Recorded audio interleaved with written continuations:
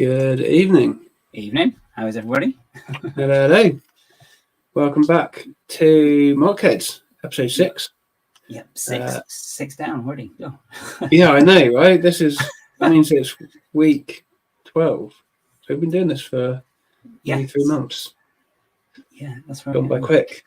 I say week 12, but yeah, 12 weeks since it started. Yeah, I know. Yeah. yeah. I thought about that this morning, and I was like, "Oh wow, we've already been going a little while, quarter of a year, nearly thereabouts." Oh, that doesn't sound Put it in context. God, I could have built a couple of MOCs in that time. You already built 4. Yeah, 4. Christ.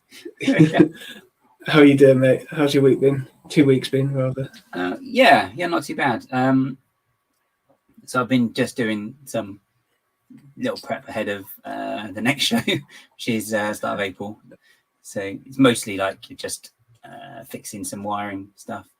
But I have then started planning for the one after in Reading. Fixing some wiring, did you say? I was just lighting that break. Yeah, one of the didn't work at all for Brickstage. That's the one, Brickstage. It just stopped and I didn't understand and I couldn't get it fixed in time. But I have got it fixed now, and I may have added to it because if I'm gonna just add something to something all the time. So yeah, fair play. I think that's what I'm going to do with. I've got this mock that I'm doing at the moment, and I'll keep it going for a year and just add to it as I go. I think that's always a way because it's good though as well because then it's like evolved then between all the shows, isn't it, as well, which is really cool. So yeah, exactly. And you've got Black Country. Is it Black Country Brick Show? Yes, it is. It's I think it's the 6th and 7th that weekend. Yeah. 3, 4. Yes. 6th and 7th. Yeah.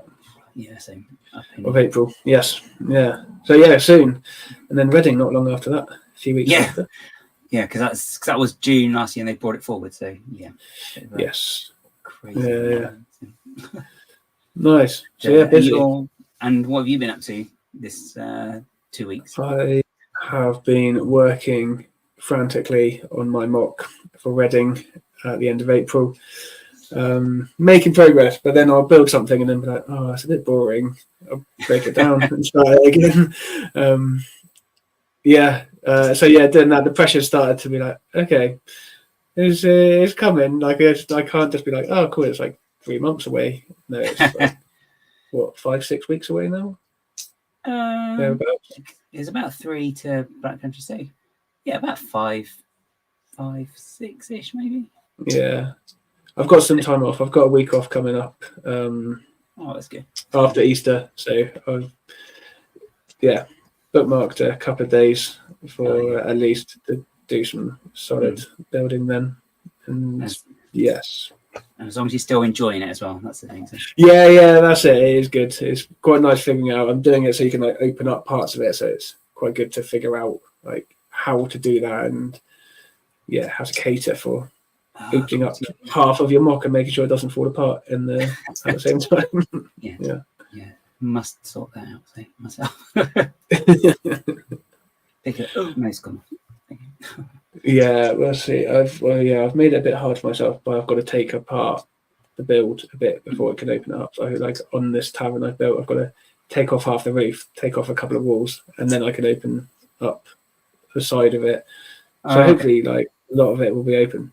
But there's the risk of it all falling apart in the process. So keep it exciting. On the edge by the pants of your seat sort of thing. Yeah, exactly. Shall we say hello to the chat? I see there are people out there. Hello everyone.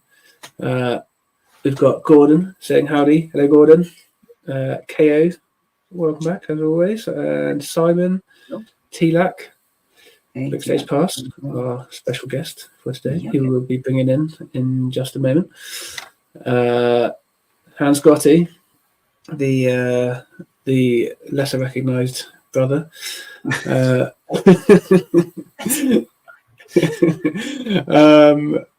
Mark, Minok, hello, and Nicole. And Martin, hello, Madlib. Good to have you back, as always. I think I saw Tom right there. Number one. Tom's videos. Tom off Travis videos. Oh yeah, Tom's over. Yeah. That is everyone. Yeah.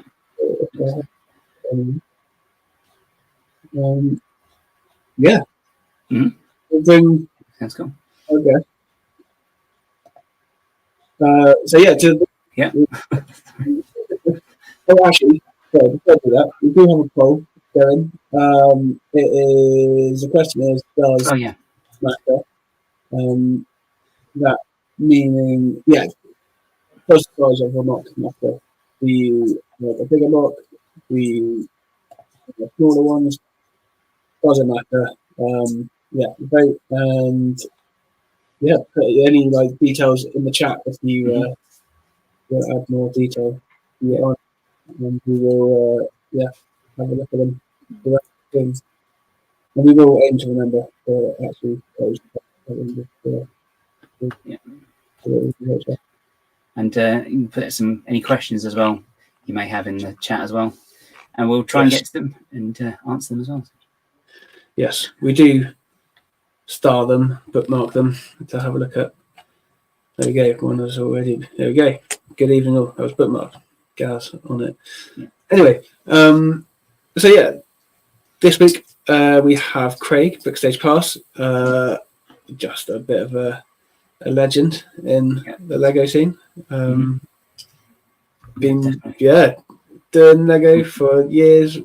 Seems to be at all the shows, creating some amazing MOCs, and can't wait to get chatting and learn loads of stuff. To be honest, because he's a bit of a master.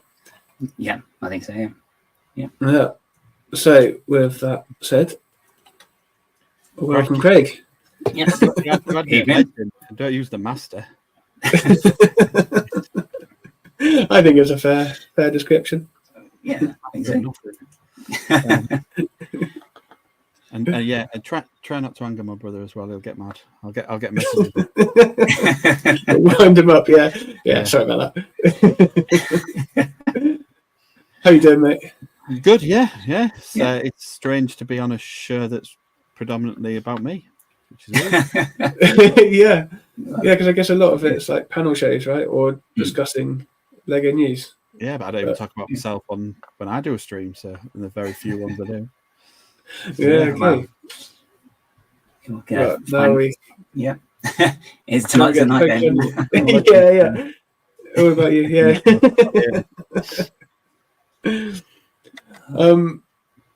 I reckon let's just get straight into it. Yeah, sounds good. So, could you tell us a bit about you as a builder, like how you got into MOCing, like roughly when, what kind of things you build, and we can go from there. Yeah, so I started building my own stuff when I was little. I didn't really like any other toys at the time, and some toys they weren't like the things that I wanted to build. So as a kid, they reran Thunderbirds on, I think it was on BBC Two, and I wanted to play with Thunderbirds. I didn't want the little ones. I didn't want to build the Tracy Island stuff, so I built them out of Lego. They were all multicolored and probably looked horrendous, but Thunderbird 2 had a working pod. I'd have been about 9, 10. That's cool. I was building castles bigger. I remember building a castle on the snooker table. Yeah, we had a snooker table. Nice. And a snooker table, not just a pool table. No, it was a full-size table.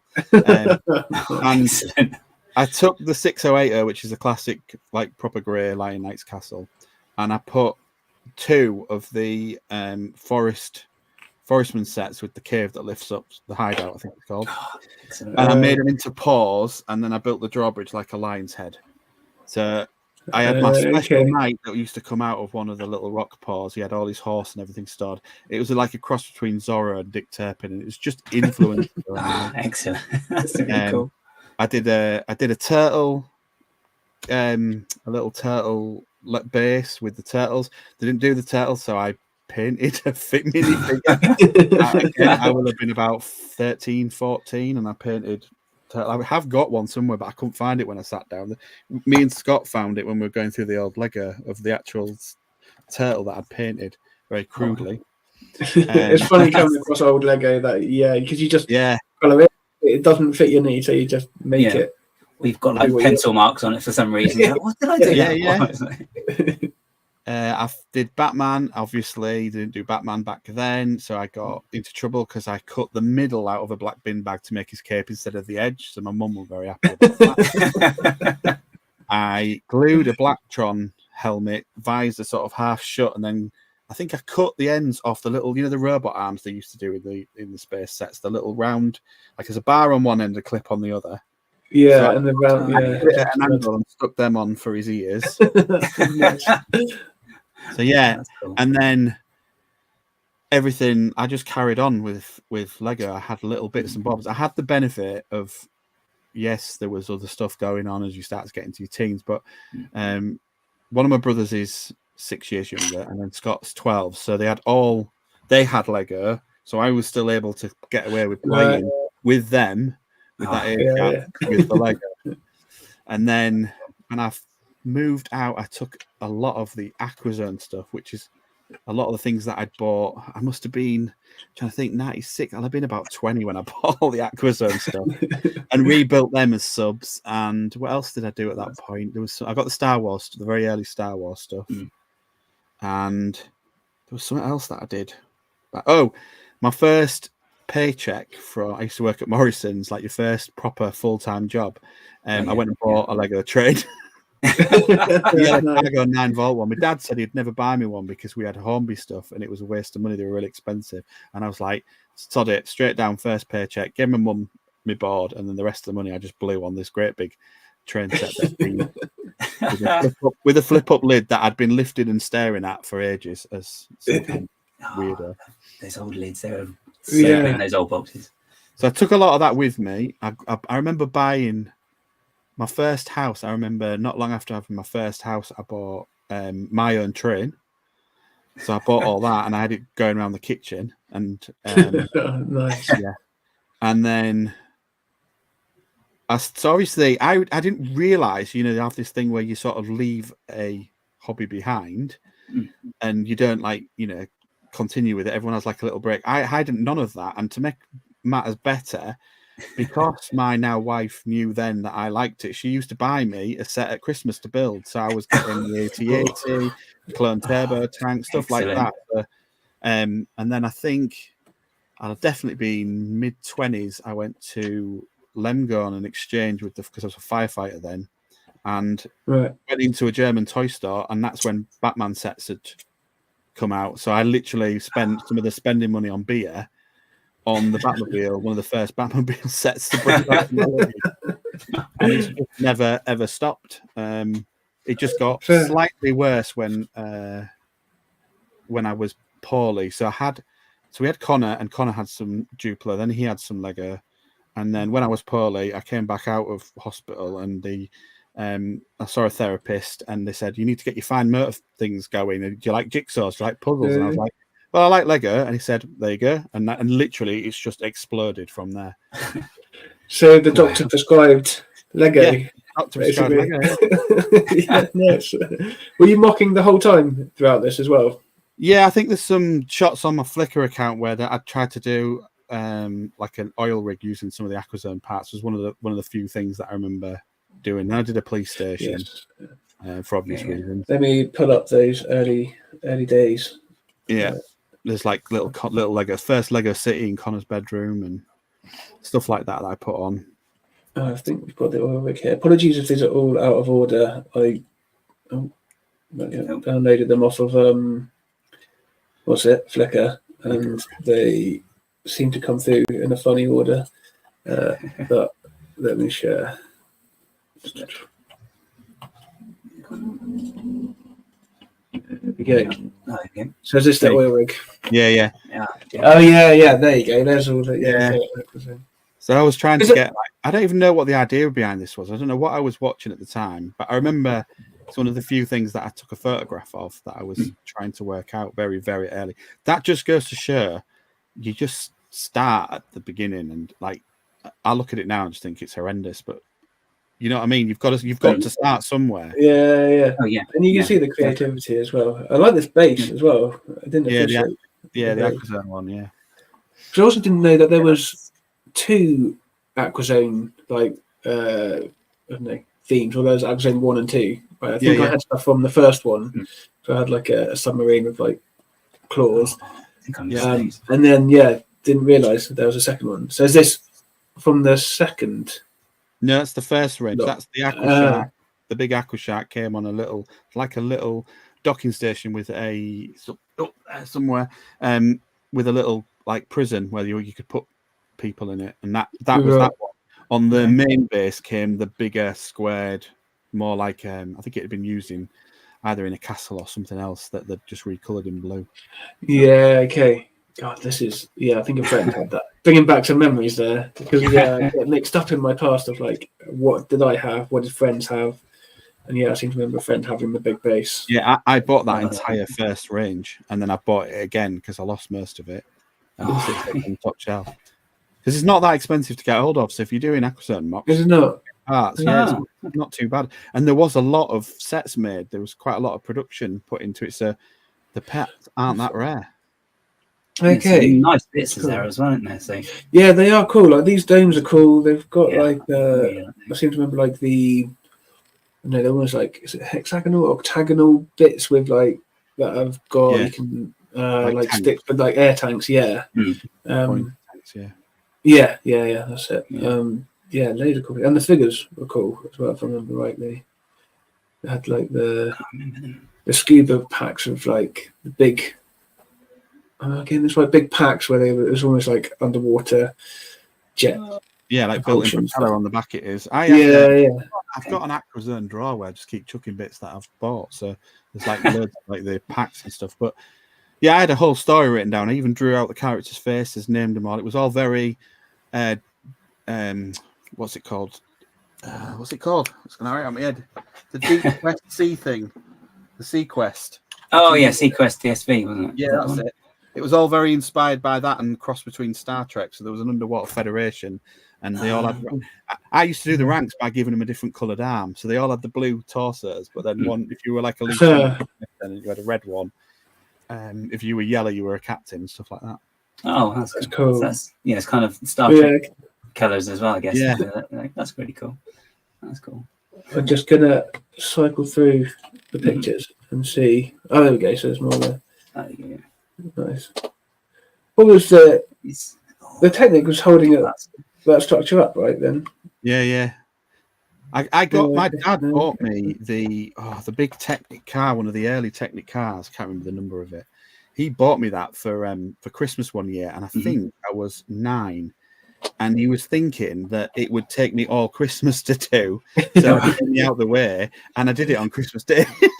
Brilliant. It worked and all the steering, and he was absolutely miffed. And he was like, "I thought you'd get stuck, and I'd be able to help you."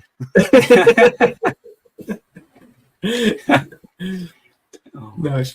What also amazes me is that there's pieces that have been around for ages, right? That are still the same. Like these are the same. Like and like leaf pieces haven't changed much, or like the tree limbs at least. Going through old Lego, I was like, oh wow, I'm sure they've like tweaked it over the years, but it's essentially the same. Pretty much, isn't it? I think they just keep the shape. Maybe they just change it slightly for where the studs can go. I think maybe. Yeah. True. Fine, really. This was the first Lego City in Connor's room that Connor wanted, but it's got all like the old modulars on it. I'll just put these in your room. You can play with them. Nicely done. That is it. Yeah. So that is it. Yeah. Okay. We've even got Lord of the Rings on the telly. Look, we're sat in his thing. All the stuff's chucked on the bottom. That was going to have a back cave on it that would link to the top, but yeah. Oh, on there, and I think there's Smaug as well. He's somewhere lurking around on the right hand side, I think. Is that by the? There's it. I put him in the fire station, and then it seems fitting. Yeah. Nice. That's a good way to like store your Lego, basically, right? Yeah. Like Lego curtains. We used to watch the Brick Show a lot together, especially when I was like getting better. And they had all the minifigures stuck on the wall, so we had a little minifigure wall, so they were all stuck on the blue tack. Oh, cool. Okay, nice. Crazy, isn't it? Buzz Lightyear, Like it's the round eyes, his Buzz eyes. Lightyear's eyes, yeah. Grinning maniacally. Yeah. And then I bought a shed, and I was going to put it all in the shed. So I started. This was all like very early on. I had bought this huge metal shed because there was no room for the Lego to put it all in, and then we moved. Full of rubbish in the garden. We took the shed with us. Yeah, that was my old like workstation with everything just everywhere. I used to have a computer like that. Is that an R3? Yeah. Yeah. It still works. And actually, I'll say this is like, I've got mine just down here. I don't know what to do with it, to be honest, because it's so big and heavy, but it's old enough that I don't think anyone would want it. There's one of my Malamutes as well in the crate underneath as well, where she'd be sat next to me and I'm working. Your head on the top, yeah. I was just looking at was that the extent of your parts collection? Yeah, that was it. Oh wow! And how it's expanded now with your. Yeah. I can't remember what the figure was. Yeah, was it like 1,800 drawers or something like that, or maybe 800? I know you, Bazza counted them, but yeah, hundreds of drawers. Nice. Oh, Back to the Future. Then. Yeah, started setting up the city in there and a little table, and it was freezing. I was like, I'm not having any. Yeah, it looks cold. I like that one though because it reminded me I did have the Monsters Fighters house, but I never opened it or built it. I sold it and used it to pay for the UCS Falcon. Is this a set? Yeah, that's a set, but I did modify it. I made it more like the Sher, so I made it into more of a Chinese dragon. So I don't know if it shows it. It was just in there, so I left it. But you can see it now. It's got a different back, so it would bend differently. Okay. So did you? Because you do a lot of like modding as well as mocking, right? Yeah. As in, so because you did the Natural History Museum most recently. Yeah. For this. Did you kind of start out with modding, or I guess you were mocking as a kid? Yeah, I think it just sort of happens. Sometimes you think there's nothing wrong with this. Like I love the head of that dragon. It's so beautifully done with the Unikitty tails and the way they did the eyes. It's even look, it's got the white guns and whatchamacallit, the croissants for. Yeah, the croissants for horns. That's really cool. These pieces are really cool as well. These like lightning pieces. Yeah, can you still get those? Yeah, must be able to still use those. So I was basically asked to do a Ninjago mock for one of the shows because they kept coming around to the shows. Kids were saying you haven't got any Ninjago stuff. So one of the guys that ran it said, "You're into Ninjago here," and gave me about 5 Temple of Air Jitsus. And said, there you go. If you can you build us something for Ninjago and whatever's left you can keep. So I did. And I used this dragon in the scene. Is this the scene that you've got pictures of it? Yeah. I think. Yeah. Well, we'll get to them. Is that it there? That's the original. Oh, is it? Right. Okay. Yeah, that's the original. Yeah, because yours is all built up. Yeah. I didn't realise it was quite so big, actually. Yeah, it's sizable. I was looking to see if TJ's in the chat. Getting five of them. Would be very generous. Yeah, it's hard pressed to get one now. It's just like. Do you see your city as a? I think we asked this on the first stream. Do you see your city as a mock, like as a whole? Would you class? I think what you're doing is pretty creative when you're putting this. Even if you are just putting modulars down, the way you lay them out is unique to you. Yeah. You just need to. I always think you just need to think about taking it up to the next level. And that doesn't necessarily mean snot roads. It means putting bits in texture. I don't like. You're looking at this now. I wouldn't have left the roads exposed when I finished it. I would have. Yeah. Okay. Even if it's tiles, but I prefer a few more studs. I like a bit of texture. Yeah. I think I like tiled off stuff, but I do definitely appreciate having studs as well, like for Yeah. texture, like you say. Yeah, It's This a bit more just showed realistic me as that- well, though, isn't it? So, yeah, exactly. Right. This just showed me that when we moved, that I would build a custom table and not use standard tables, because you just, once you've got track involved, you just lose so much. So this was just like the early days of going, right, if you're doing a city, yeah, you'll go get some IKEA tables, but it's not ideal. You're better off literally building your own. Yeah. Okay. Yeah. Fair, because you have built your own right behind you. This one's built, built Yeah, myself. that's fair. That's really yeah. cool.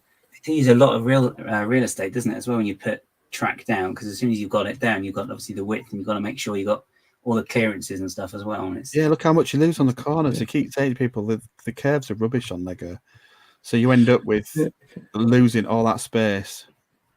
Yeah. Right. Okay. you can't really put a plate under it easily either, can you? Because it's just strange. And I moved them. The funny thing is, I moved them back and forth between the house and the shed, because it was too cold to sit in the shed. So even though they'd tail, I used to bring them back into the house. And it was at that point I thought to myself, I know what I'll do is I'll put some bricks and put them on plates, and realised that because I'd done it on one of the MOCs that I'd taken to a show, and I inadvertently stumbled across Mills without actually having looking at Mills. And then I was doing it, I'm thinking somebody else must have done this, and I was on Eurobricks, the forum. See you later, Tom. And and then I was on the Eurobricks forum, and then I saw all the guides on it. I was like, they have done a standard on this. So Mills play. I do everything on Mills now. Do you do all of your displays on Mills, presumably? Yeah, some form of Mills. I usually modify it, so I usually have it like, I don't like the Technic beams always in it, because they're not always that easy to pin. And if you are going to pin, you're better off pinning with blue pins, as in half pin, half axle. Yeah, the dirt jammed together. And the problem is, it's like if you've ever done an art set, you have to do each row and then you have to connect it up. So if you start going into like squares, your Mills isn't going to work, because you can't pull two buildings together and then pull the other two and push them together. It's too much of a pain. So you're better off either using the Technic things or just not putting the Technic bricks in at all. So I don't even bother most of the time with the Technic bricks. And then I do fair enough. So like the back here, different layer. The castle is, well, create texture. If you start going up, you can then come down. You can't go back up again. So if you want your castle to have an underground dungeon, then don't bother Mills in a row and then have 5 for a cave. Start the cave on the base plate and just Mills the edge of it, and it will just be strong. What I did in the museum. Okay. Yes. Yeah, you touch the base plate of the museum that the actual floors are in is actual base plate. The edge bit has one row around it. Yeah, so you're only then effectively having to go 5 up. Let me pull up pictures of the base plate of the museum. Just going to close some stuff so it doesn't, my computer doesn't crash. At the end of the day, it's like anything. It's a standard, isn't it? That it's helping you, so that when you go meet somebody else, they can say, right, we're going to have it 1 brick high, 1 plate high, and it's all going to marry up. You've then got your stability bonus, but there's nothing to say that you can't tweak it. So like I've seen lots of people, they'll do it where they'll go, right, at the end of this plate on a collaborative build, it has to be 1 brick, 1 plate. But that doesn't mean 3 bricks down, you can't then go to 2 bricks. See what I mean? Yeah. As long as it's Just where it is. Yeah, just where it sort of connects with everyone else, isn't it? Yeah. The floor that's tiled there is the actual base plate.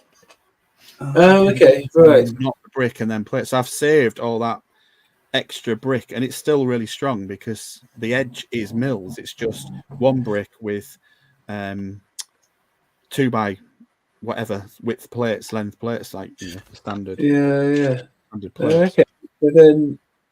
So here, there's it kind of Mills in the building itself.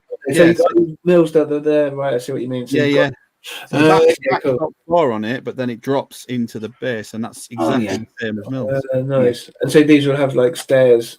Yeah, so a step down here, right?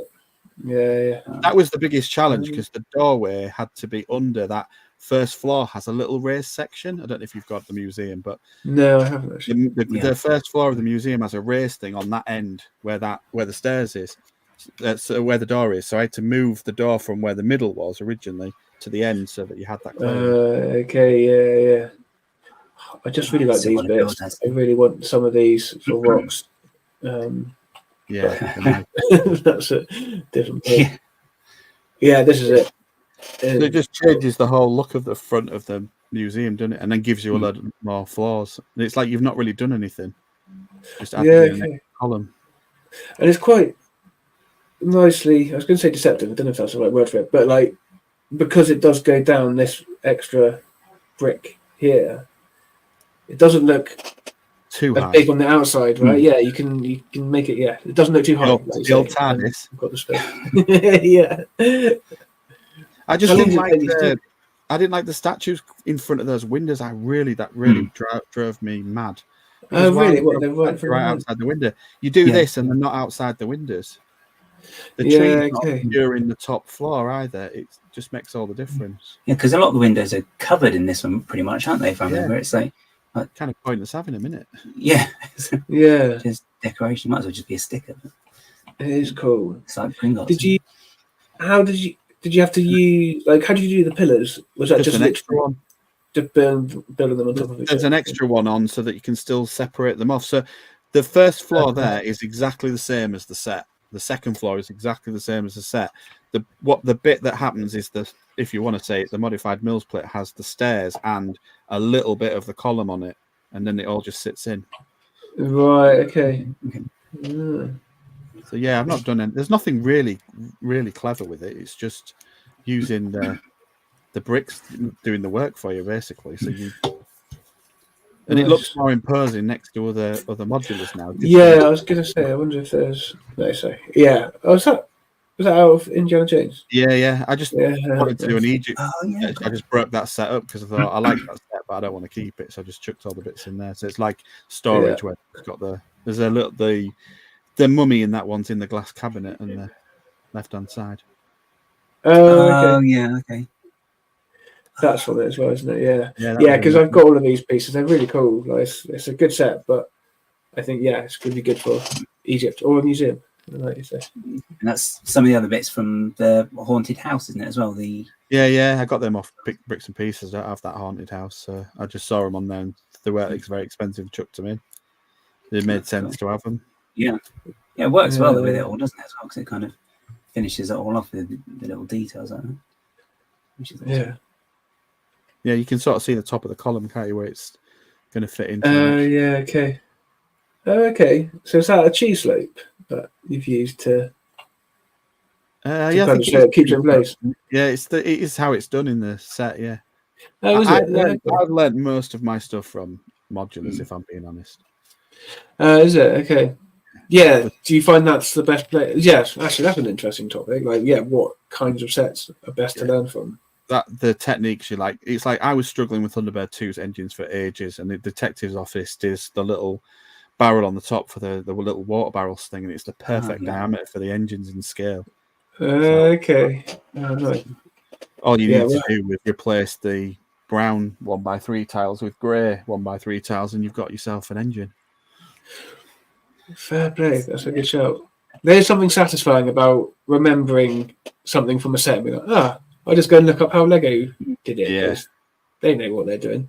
Even sets that I don't own, I go and look at the instructions of if I'm not going to buy them because I want to see how it's built. Yeah.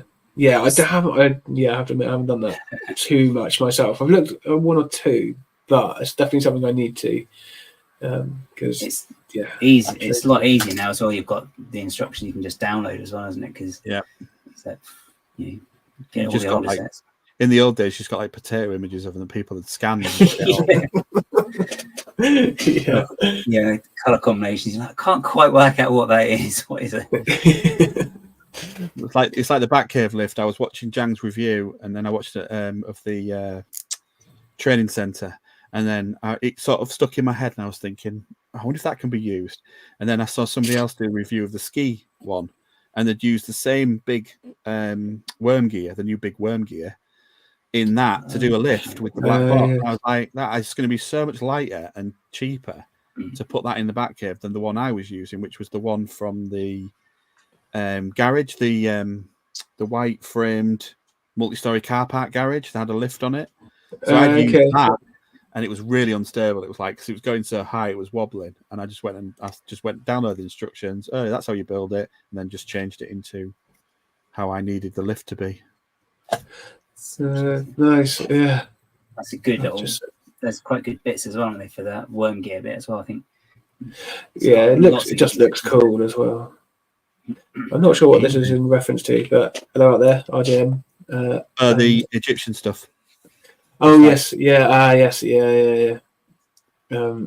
Also saw Trev. Hello, Trev. Hope you're doing well. And also got some antivirus stuff just suddenly popped up saying I need to accept some kind of statement to quit. Anyway. Nice. Oh my god, why are you doing that? Yeah, hello, Trev. Sorry, random. And I think that was it. Has anyone else joined? No, cool. No, I think so. So you don't just mock for yourself and for your city. You are at a lot of events, right? Well, I did. I had a big period of where I was hitting like most of the like shows in the north, because we were getting like quite a lot of good perks for going to do them, like thank you sets, and it was just a good place to be, you know. Before, I mean, we've got loads of shows now, but back in sort of 2014, I think I started. 2015, we did quite a lot of shows. 2016, not as many as 2015. But then you just get in a lug and meet people, and then you're chatting to people, like the first Bricktastic, and meeting people that, like, you know, one of the first shows I go to, and there's these little turtles being made, and I'm like, they look like the turtles from the Exosuit, which is one of the sets, you know, that I'd, you know, when I'd gone into like buying them for myself, I'd gone, I really like that, so I'm going to get that, even though it's as fragile as anything. And it was it was Peter Reed he was at the show who'd done the suit, and it was his turtle factory, and you could see these turtles getting extra pieces put on it. Excuse me. And it was brilliant, and you just got to meet people and talk to people, so that was another good reason to go. Yeah, it sounds like there's a lot of shows. There's more shows up north than south. I say this as a southerner without a car, without my own car, so it seems difficult to get to shows. But there does seem to be like, a lot or more in the north. Maybe. Yeah, I think they thinned out a little bit when we realised it was getting way oversaturated. But the LUGs at one point had to put on at least 3 shows a year, so there was that pressure on them. So if each LUG had to put 3 shows on. Yeah, to keep status. Wow. So before they changed to the tier list, that was one of the things, and you had to evidence it. But you ended up getting more support, and you got event support and all the other stuff, and all the other little perks we don't get anymore. But you had Northern Brickworks, and you had us, and we were pretty much Brickshire, that is, covering very similar areas, doing a lot of shows, working together. Most people were in both LUGs as well. And then Brick Alley came along, so you had a bit of the northeast covered, and then from then on, you've had, you know, you've got more down south. You've got London AFOL, you've got Gert Lug, we had Brick Central, which is Birmingham at one point.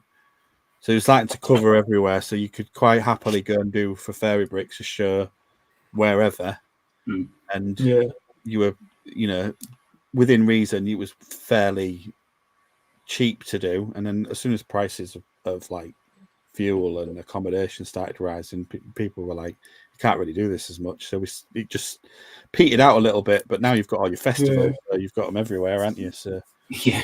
That's the main one we've got down in Bournemouth, at least. I think it's been on every week as well. So. yeah. But it's interesting. Yeah.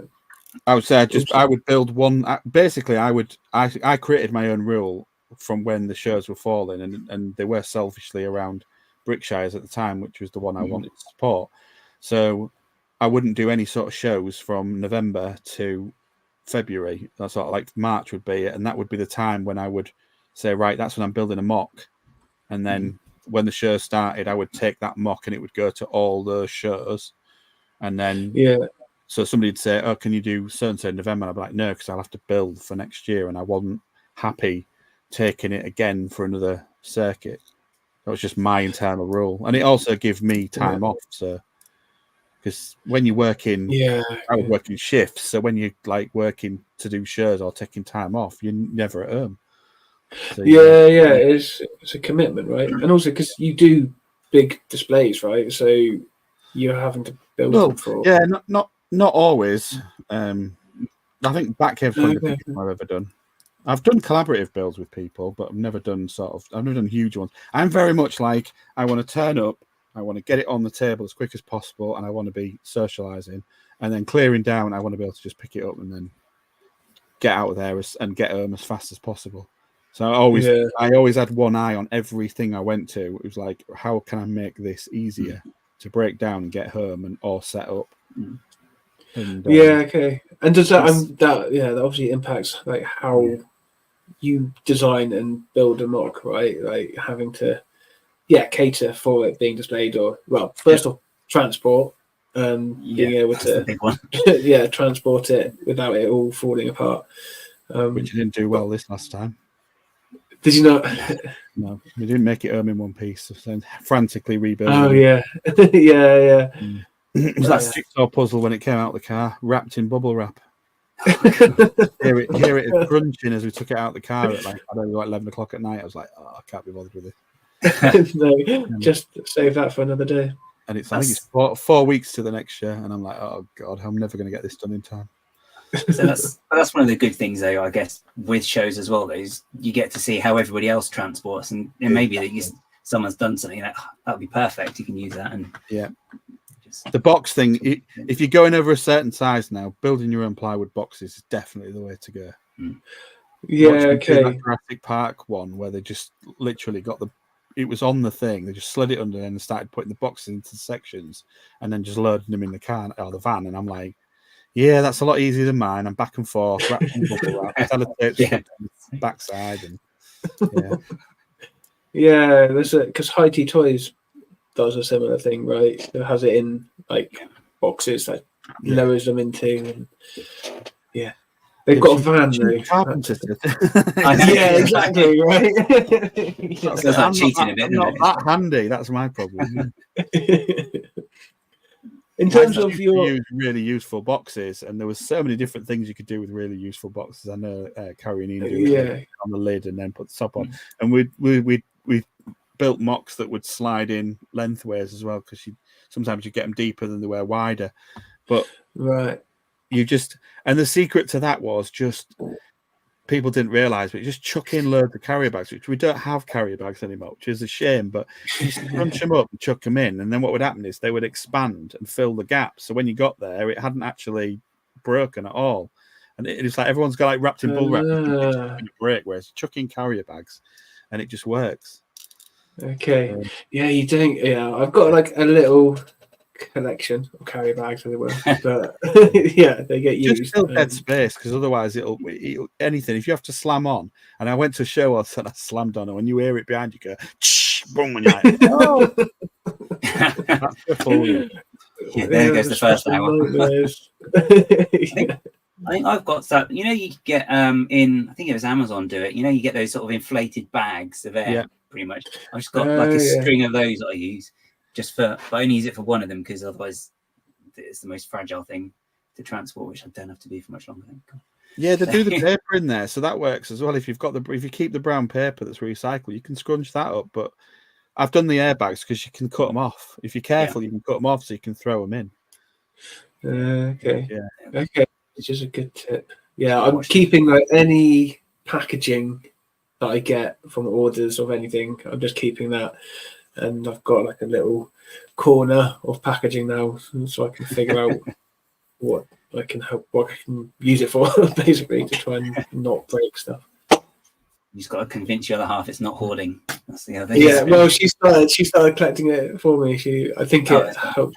She doesn't have to put it in recycling. She's like, I thought you'd like this random box that I got the other day. Actually, yes, please, I would like that. I think I did a cardboard box for last year's Bricktastic, and it works really well, but it only does one trip. There's no point trying. I tried to use it again to take it to the next show, and it was like, nah, this ain't gonna work. Yeah, okay. Yeah, I'm thinking smaller boxes. If I can break it down small enough, then small cardboard boxes should be okay. But yeah, there's tech with his tip. IKEA Ziploc food bags. There you It's go. not a bad How idea. do you? What do you just like blow air in them like a balloon and then zip them up? I can just see text that they're blowing up his IKEA. yeah, pages with one zipping it up, one blowing into it. Yeah, they naturally get air in them though, don't they? Because you're trying to, when you put food, you have to try and get the air out. So I think it just yeah, that's true. That's very true, actually. Yeah, it's a good idea. When someone turns up with a one full of balloons or something, really, okay. It's Trevor saying about the screen. So the screen is a really interesting story, Trevor. The screen came from what we said, Peter Reed. So I went to Bricktastic and he had literally screens everywhere showing the background of what was happening in this turtle factory. And at the end of the show, like a true fanboy, I went up to him and said, Peter, could you give me some tips on doing screens? And he's like, yeah, sure. And he said, I've used a reversing camera and a media stick. And he told me where to get them from. And then like said, you do this, you do that. And then you just need to put something on this media player and it'll just go through your screen. So I did.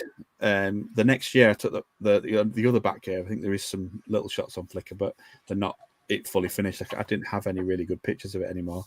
I did. And he actually came up to me during that show and said, you took my advice then. It looks really cool. So you can't go back, can you? So you've got to go forward. So then it was like, well, what are we going to do now? And it's like, well, my son's good at editing. So is it like Raspberry Pi screens aren't expensive? I've already got a micro PC.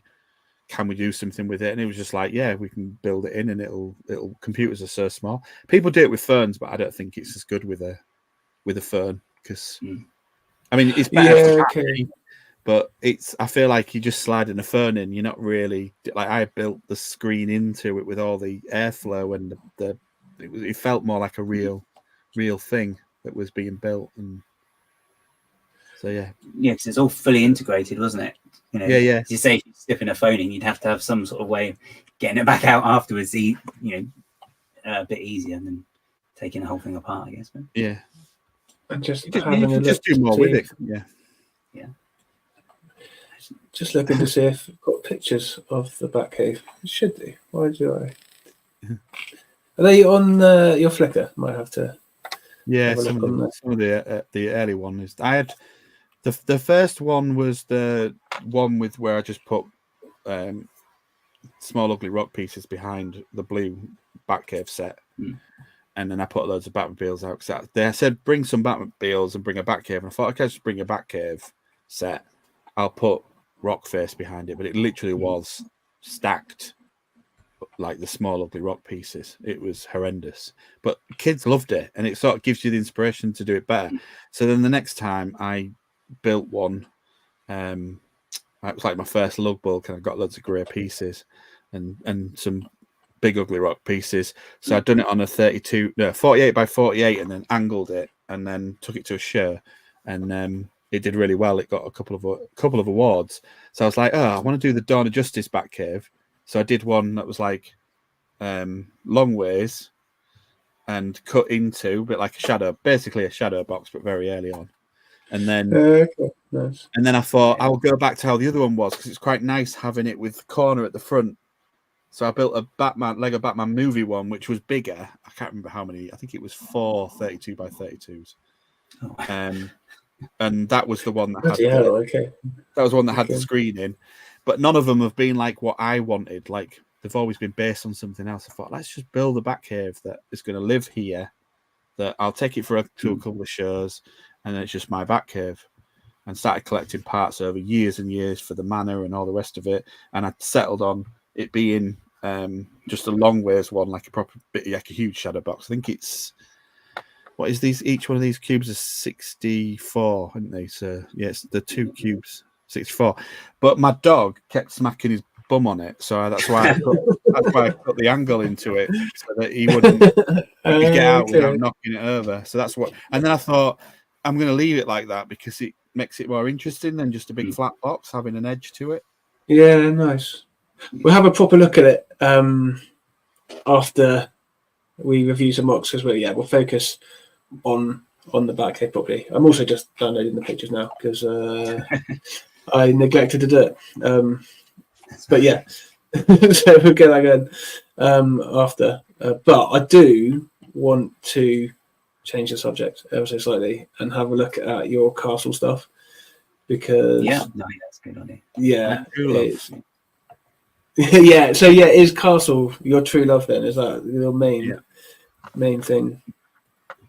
Yeah, my first set was a castle, was 608, and the first sort of mocking I did was with castles, and then I got chatting with my good mate Bazza, and he was like, and he's like really into his castles, and I just thought it's about. I had done a castle. There is the sand castle on there that I did, which is effectively it's all the pieces that were used for Wayne Manor. I had them already collected, but I wasn't in a position to do Wayne Manor, so I thought I'll just use them to build a sand-coloured castle. That's fine. This is a different one. This, so was there in no particular order? That's the sand castle. Yeah. This is it. Cool. Yeah. Let's see if there's.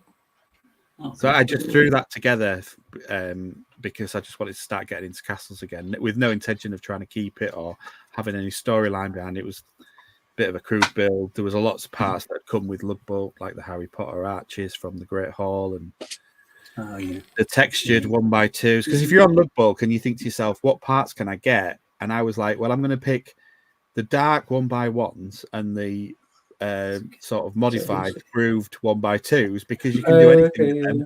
You can spin it the other way if you want and have just a flat texture, and then it gives you a different color. Whereas if I'd just got like normal 1x1s in the same color, it would have looked boring.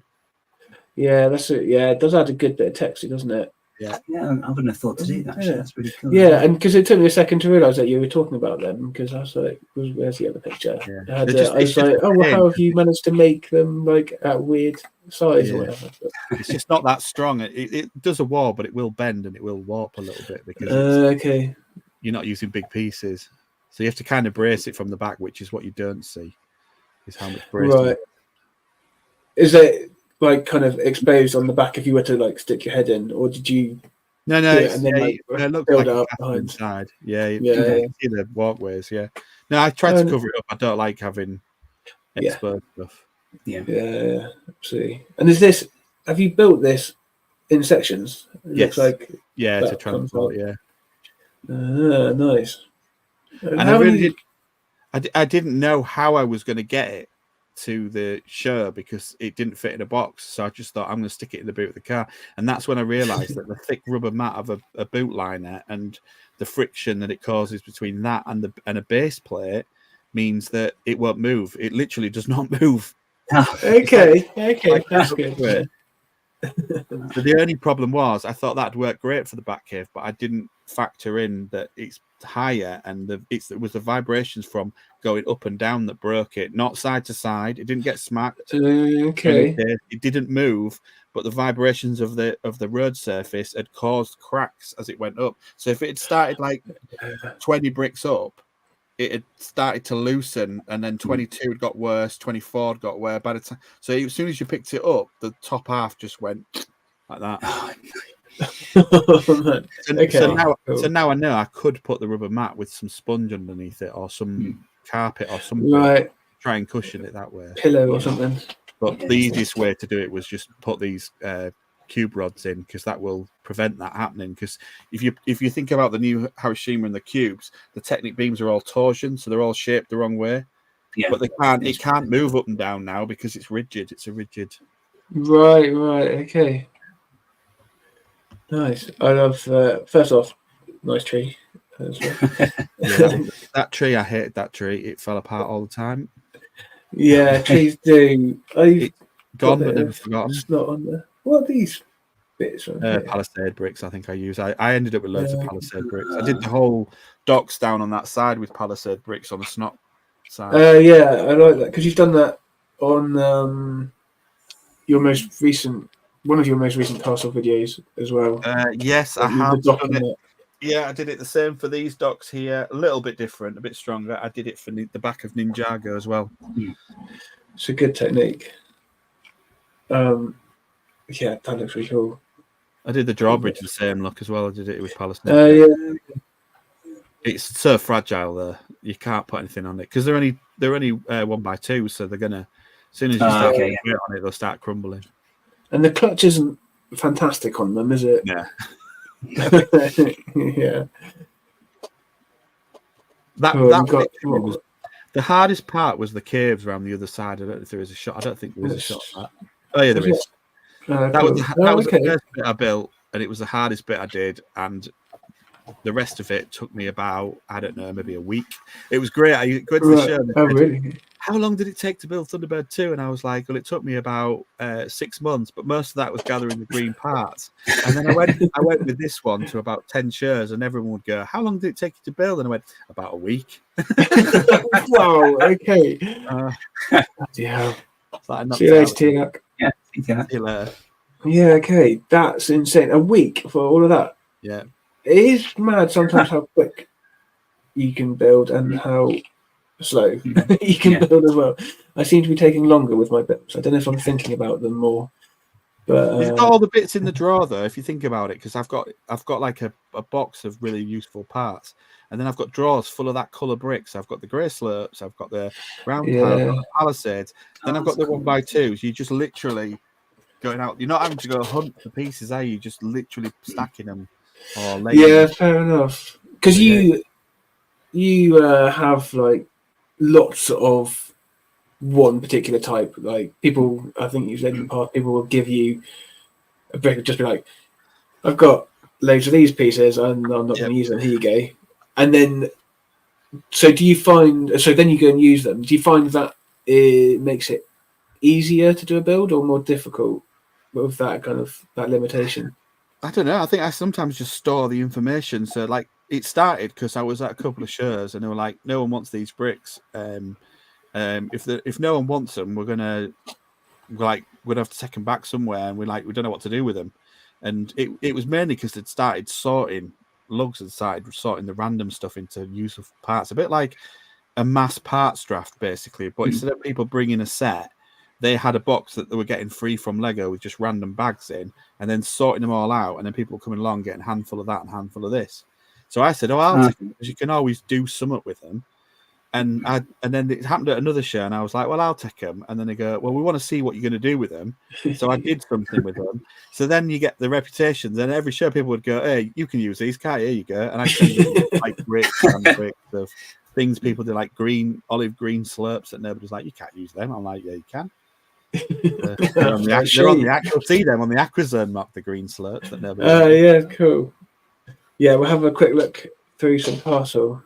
You've got such a backlog. We're definitely going to have to do a part 2, I think, for you, mate, because that's going to change. That is massively going to change. Oh, that must be massive. The blacksmith quite large, isn't it, as well? Yeah. We're saying about scale, the scale of the Newcastle stuff. I think that's 32. That must be 32. That's got another 16 to it, and then another 32. Yeah, it is quite big. It's actually it was a rebrickable version that they'd used. I wanted to do I wanted to incorporate the blacksmith because I love the set, but it's just out of scale. I've got a real big out of scale. So I was going to build it. I was thinking, this is a real good idea. I'll build it into a Black Falcon's castle, and I'll use the 3-in-1, and I have got all my own castle bits that I could use, and I'll build this thing. And I saw somebody done it on Rebrickable. What is the point of me working out how to design it when it's already been done? So I was like, I'm just going to go on Rebrickable. I'll buy his instructions, and then I built his version. And then I was like, I don't like this. I don't like the way he's done that. I don't like this, so I'll change that. But the fundamental design of where everything sits and some of the tower is all his, but it suited his purpose because I got this castle together quite quickly for shows to go. Let's see the modified Lion Knights one, and then hey presto. But now I'm gonna tear that all down. I'm gonna keep the blacksmith, but I want to build it into the rockwork. Okay. I'm gonna build the mountain and then build a castle into the mountain. So the mountain came first. That's really cool. I like that. Yeah, that's a good shout. Sorry, Craig, just covering you with a comment. Trev just showing some of the new medieval village, town square rather. So Trev's going to go get the castle. I thought you already had the castle, just hadn't got around to building it. Oh, really? Okay, maybe. I think so. I think we were talked about it. So the medieval town, Trevor, is the best thing that's happened to me in ages, because it sets the scale for everything else that I've been trying to work out how to do. All these little houses inside that huge big castle, and now you can literally follow that blueprint from Lego and go, right, that fits with the Lion Knights, that scale. And guess what? Dungeons and Dragons set is in the same scale, so you can now look. You can now look at that and go, right, I know what I'm building to. So it's cramped on the inside, but if you think of the minifigure outside of all of the medieval town, the Lion Knights, and then compare it with the blacksmith's well out of scale. Fine on the inside, minifigure, but they're only short. So that D&D one as well is, again, they're all must be well, we know they all talk to each other, designers, but less parts and you get a perfect scale. You can't go wrong. No. Do you? Oh, sorry, guys, go for it. No, sorry. Do you focus on interiors as well for your builds? Like, do they play a big part for you? So everything I build now follows simple rules, and it has to be minifigure scale. I don't build anything outside of it because it's just a world of pain for me. I've seen people having multiple different strings to the bow, stressing. I don't want any stress. So our set rules are, it's got to be playable. So the kids have got to be able to actually play with it. So it's got to have bits that'll come off, move around. The stairs have got to work. There's got to be toilets in things, It's got to have everything. It's got to be a full playable set. So the Batcave, even though I'm not going to let kids play with it, it is a full playable Batcave. You can use the lift. You can spin the turntable. You can get down to the garage door opens that no one saw at Bricktastic, so I didn't show them. The stairs up to everything. So he's got his little medical room that was up at the top for if he gets injured in the Batcave and stuff, which we'll see in a bit. So the castle's got full on bit down at the bottom where all the sleeping quarters are, and it's got a planning room and a banquet hall and lord's quarters. It's got to have everything. Nice. Yeah. Okay. That's really cool. How do you sort of go about planning, like where they're all going to go? Is that kind of as you just go, sort of evolves? Like I'm going to put that there, and then maybe you'll like move the location a bit, or.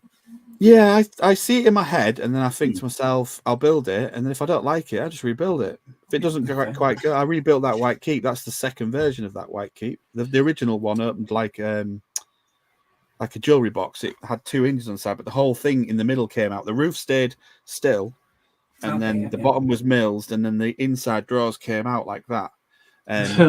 Which is great for shows, but this isn't for a show.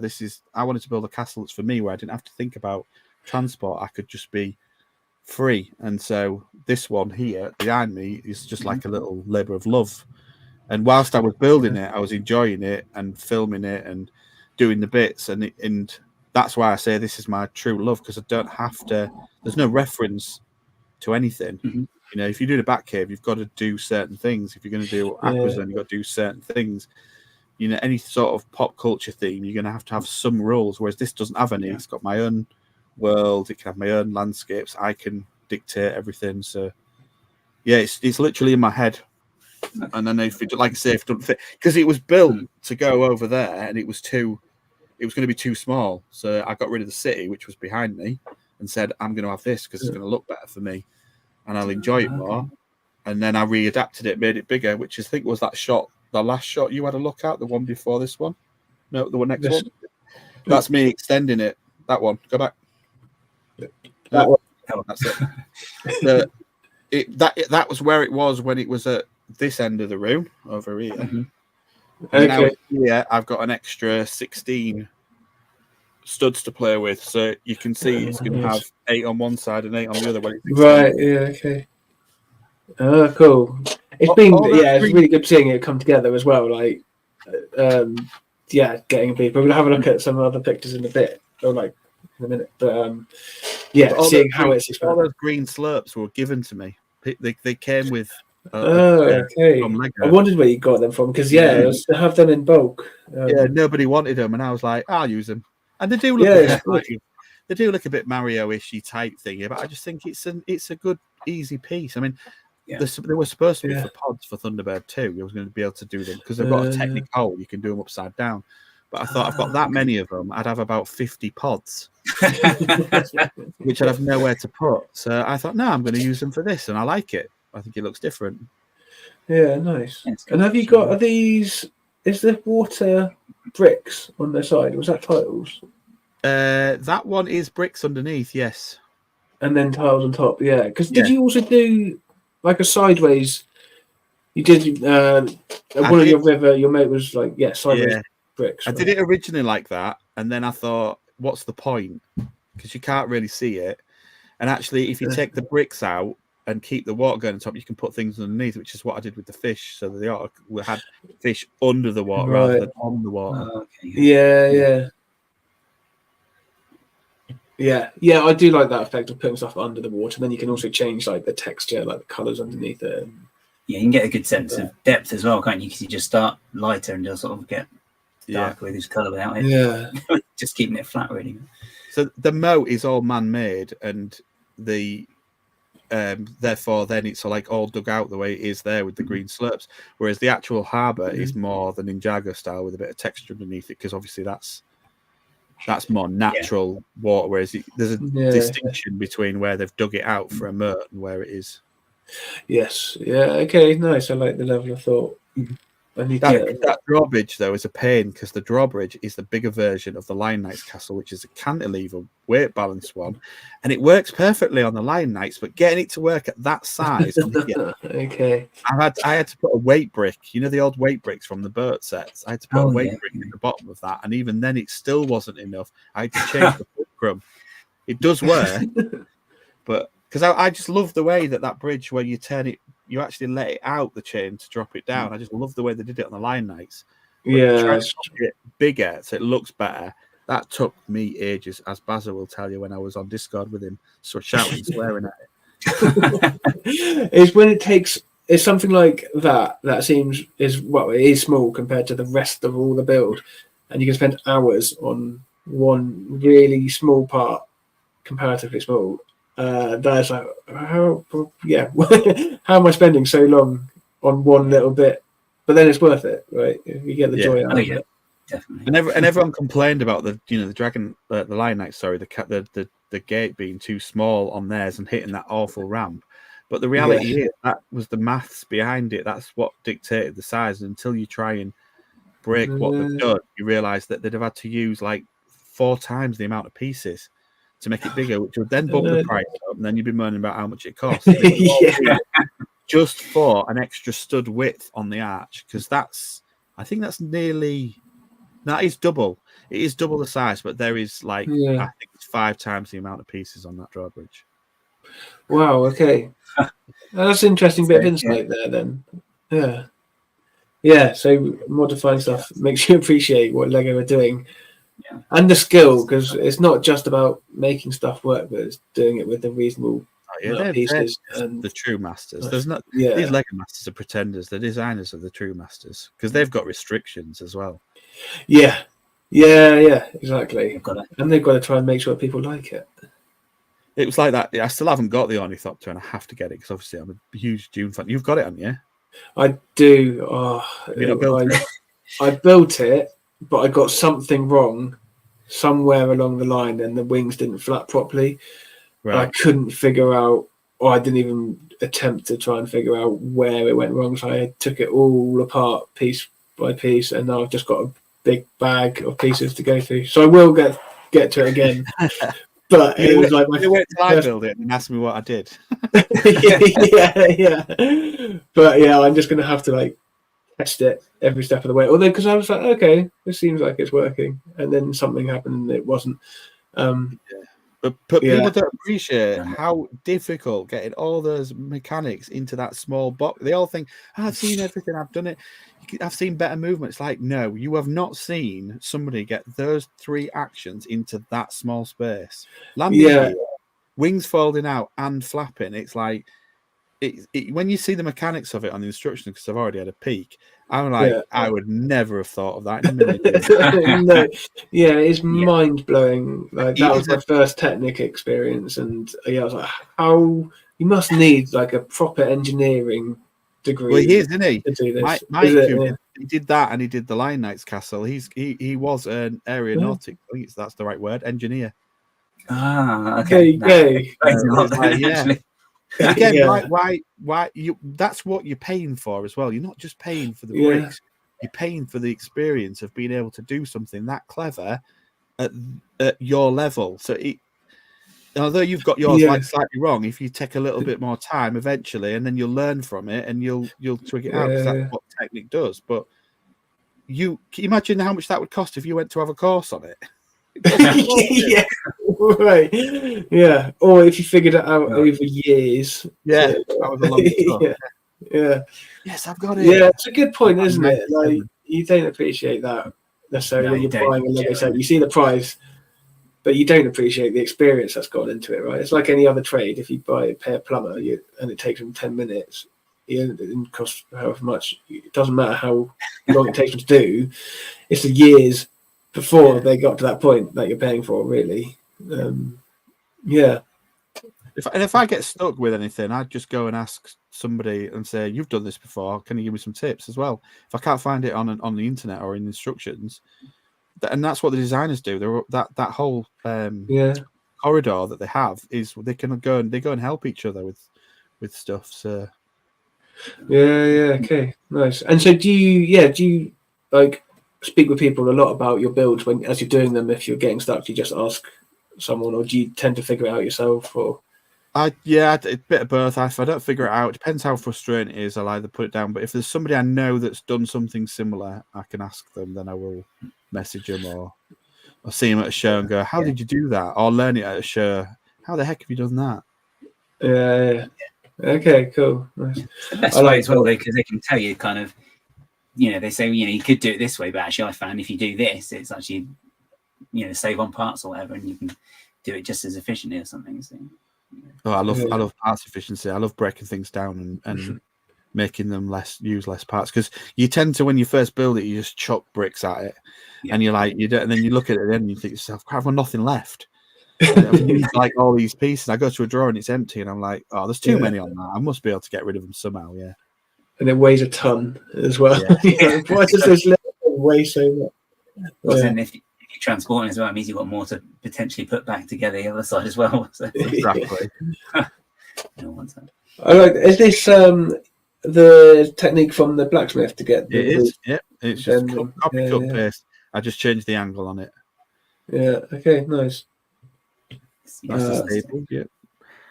Is that 3-in-1? That looks like 3-in-1.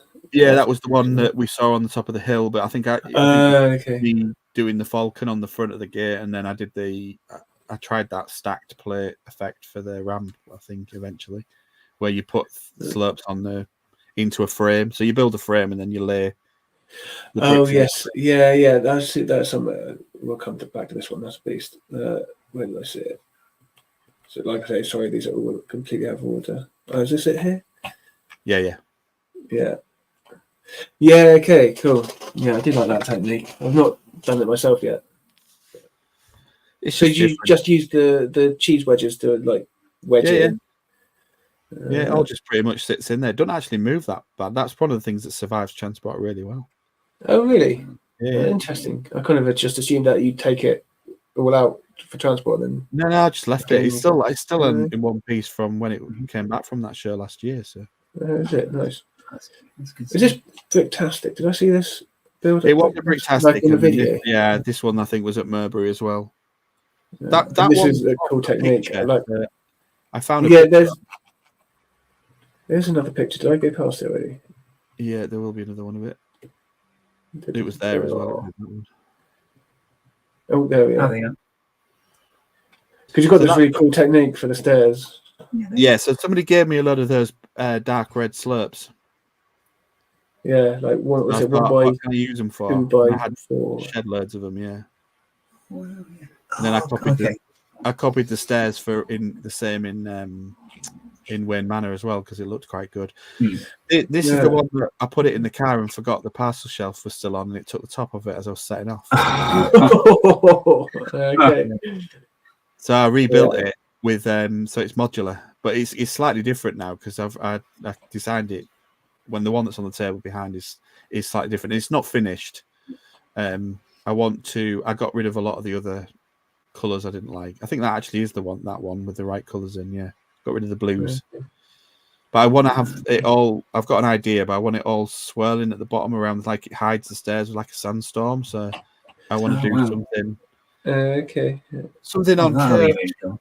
And I've got an idea. I might do it with a couple of hinged bricks. But yeah, it was a picture that I just did research on, like dark towers on the interweb, and there was one on there, and I just thought that with the thing looks really cool, and I'll just try and do my version of it. It doesn't look exactly like the one on the picture, but the principle's the same with the circular window in there. Yeah. It reminds me of Zelda. Yeah, it's got a little bit of that of the tree, hasn't it? It has a faith in it. Yeah, and also it's the Rudo Palace, is it? So like in the desert. Yeah. Makes me think of like desert. So I played that, so it's probably just leaked out, hasn't it? Yeah, maybe. Oh yeah, there we go. That's the picture with the slopes in there. Oh no, so yeah, okay, you built like little chunks. Yeah. I like this as well. The cage with the skeleton. Nice touch. Throwback from Willow. Okay. Oh god. Willow, as in did you say Willow, the TV show, or Willow? The film, the first film, George Lucas. Film, sorry, yeah. Film. Man Mardigan was in it, wasn't he, when they found him there? Oh, so I haven't actually watched it. Oh god, yeah. What? Yeah, maybe I do my research for medieval stuff. Yeah. On the Rubicable one, you see, on the front of that one, he puts them in as on like jumper plates, so the towers get that angle by putting them on jumpers, just slotting in. It's so fragile. I was like, I'm not doing that. Okay. So is it just like? Yeah, right. Yeah, fair enough. So he's just got like we'd have just had these bricks stacked, and then on the like jumper plates down here. Yeah. I was like, no chance. That ain't good. Okay. Yeah. That's a bit risky. Especially transporting it all as one as well. Like, too much fun. I wanted to just see, because I'm quite wary of the time, but last picture I wanted to have a look at. Oh yeah, there's. Oh, I thought you'd want to look at the round one. I did. Okay, 2 pictures then. This one, I really appreciate 3 pictures. I really appreciate this one. This is just really cool. I was looking at it yesterday and just like, zooming in. It's stairs as well, isn't it? It's just the way you actually get the stairs to curl around like that. So I was watching Dubsy Bricks, and he was doing he did a huge Jabba's Palace, and he'd come up with these stairs, and I was just like, I'm having them, and I messaged him saying, I'm going to credit you on the video, and I did. But he designed them stairs. I was like, they look great. I'm having them. Big marble stairs going up. Yeah, it's really good though, especially with like the wall as well, how it sort of follows it with like the studding on it and all the rest of it. It's just yeah. How did you do it? Sorry. So one side I think is on a jumper, and the other is a hinge plate. Okay. So they're just tiled with the jumper on top. Right. Oh, that is cool. That's really effective. But yeah, this is just really cool. This whole bit, I was enjoying this cut out bit with the sword as well. On the windows. A lot of that was on the other one, and I just sort of copied it across, but I did then slightly tweak it. So it was.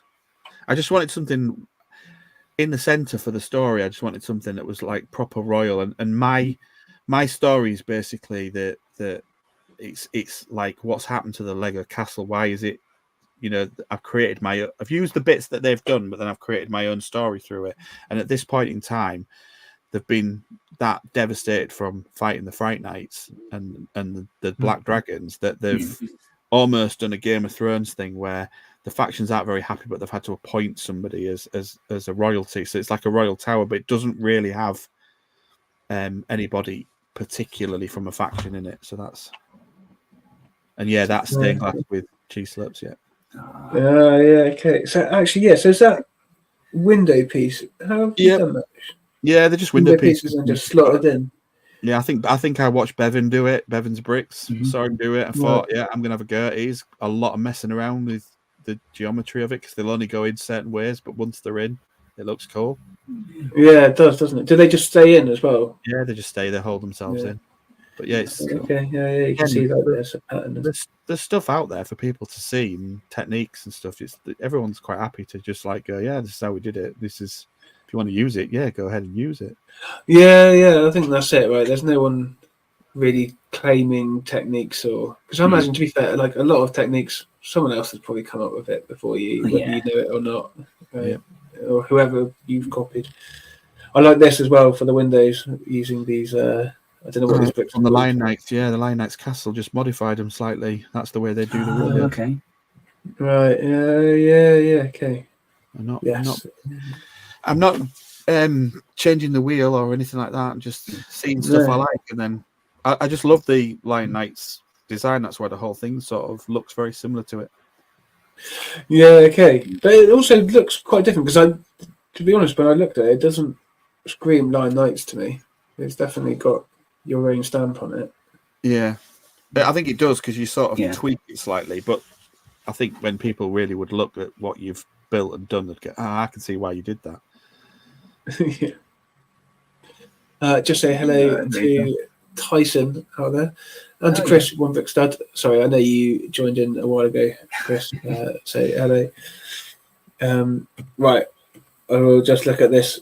Oh, actually, round one. Yes, I like this technique as well, but we'll save that for part 2. The round one. There we go. This is the round one. So it's got this. Yeah, it was there. Yeah, the first version of that's there.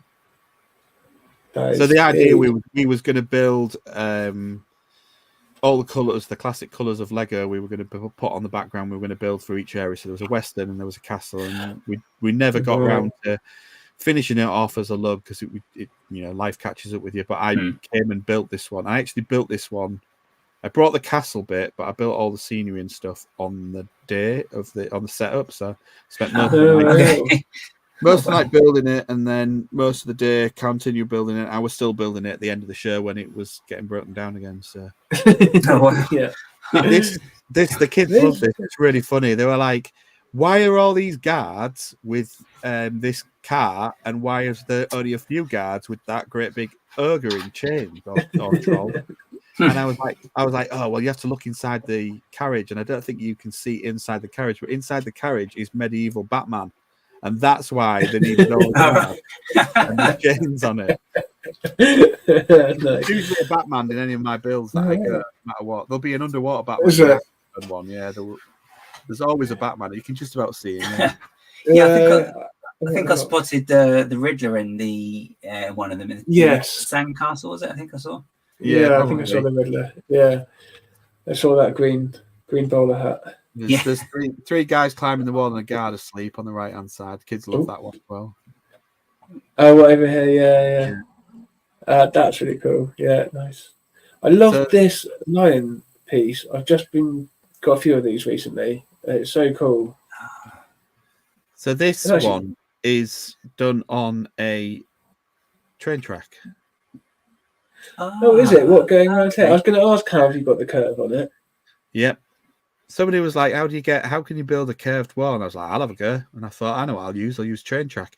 It's a bit part intensive though, which is why I haven't done it. But if you were doing a Helm's Deep, this would be how I would do it. Yeah, okay. So how does it work then? So can you build off of the train track? Is it got plate? Because I haven't used train track before. Yeah, so you've got the normal studs on each of the sides of the curve, and then you've got 4 on one side, 3 on the other curve, so you can build up, and there isn't much of a gap. And if you fill the inside with sort of offset black bricks, then it hides the gap even more, which is what I did. I got a big chunk of okay. Okay. So is that so these bits? Should I give them? Is that like it's probably a stupid question, but is that like the train track that's got like the sleepers and stuff already enclosed in it, or is it the normal standard city train track? Yeah. Okay, cool. The only reason I asked because I've got the old track still. You used to get the rails separate from the actual sleepers as well. So I wasn't sure if it was going to be that, but no, it's the newest style plastic track, and you'll be able to do anything building curved up off it. Okay, that is very good to know. There's one circle on the bottom, and then there's another circle on the top, and that gives you the stability. And the beauty of it was that you could pick this thing up and just, if you'd built, like I built the towers, like I think the towers are half a curve, or sort of one curved track at either side, and then a couple of straights, and then the sides obviously are curves, and you can build sections as you want. So you could build more curves, more straights, make it as big as you want, and of course it clips together because it's train track, so you don't even have to put any technique in it. Okay. And you can just bring it as sections and just build it however you want to build it. So you could do a full circle, or you could make it more of a horseshoe. And that's very cool. Yeah, that is okay. I'm going to be looking at. I've got the train track. I've got no room to do a Helm's Deep, otherwise I would have done it. Because you could, in theory, make it really tall, right? Because if you use your technique of just having have a train track, some brick, another train track, brick. Yeah, okay. I went out with slopes on the top just to give it the extra dimension, so it comes out by a brick. Yeah, I like this. I'm messing around with this, like getting a bit thicker at the bottom and having a slope in and then inverting slope out, and trying to play with levels. And what are these shields as well? From the Tower Bridge, are they? I think. Okay. Really cool. Yeah. So. Yeah, that is awesome. Do you find any theme in particular goes down well? I was going to ask, does Castle do the best? But that might be a bit of a loaded question. Do you know what? It's different. It depends. I only say that you need one person, and it's usually a little boy. We had one at Bricktastic that came to me and Scott, and he was like, "This is that, and look at that here, and this is it, and this is the best thing ever." And that's all you need. You just that one person to do it.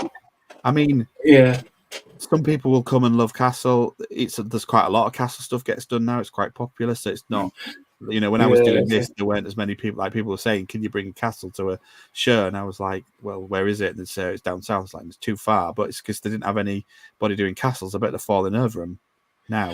This is it. I'm doing Castle at the moment, but I'm not going to be unique in my. But you still build what you want to build, what you love building. Exactly.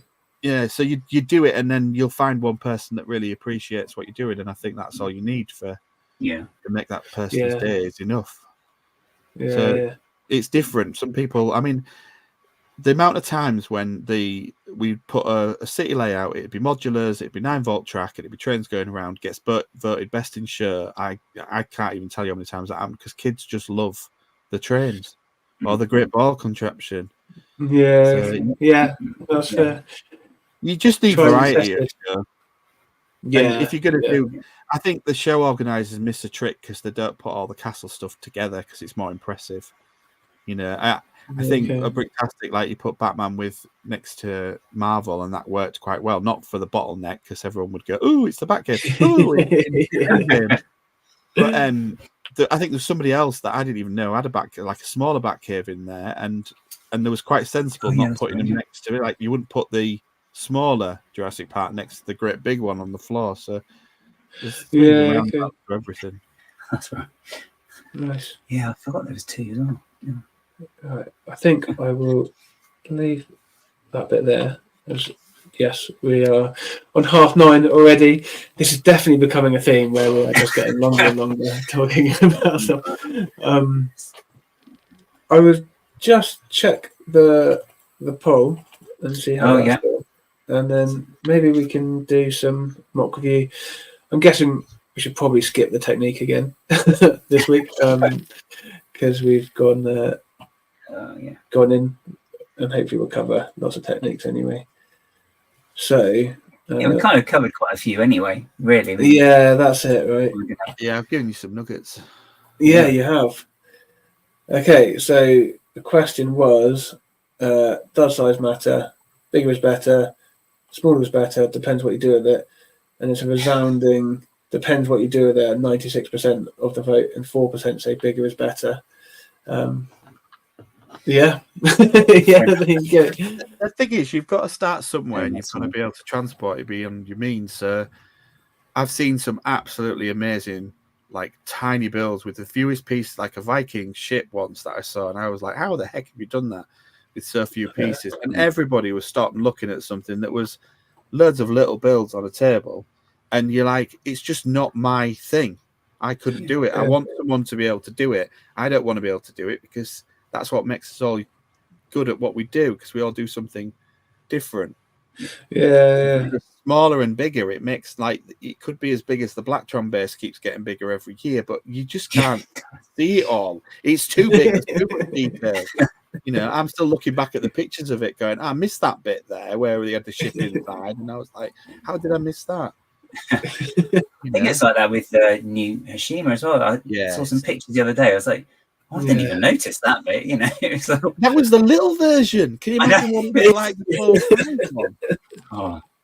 Yeah, but it's like 4, you know, you don't need to take the whole 2 days or whatever just to go and look around that.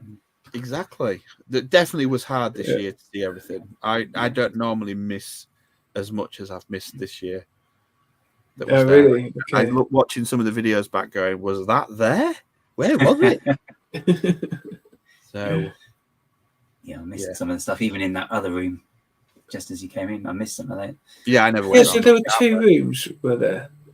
I didn't realise there was 2 rooms. There was an entrance with I never ever went out to see my train lads, the guys that I, you know, started with the LNUR and that. I never went out and stood and looked at some of the trains. And I love the trains because they do all the really detailed 8-wide models, and then I'm sure they had some of the trains that I really like. Just didn't get a chance. No, yeah, okay, yeah.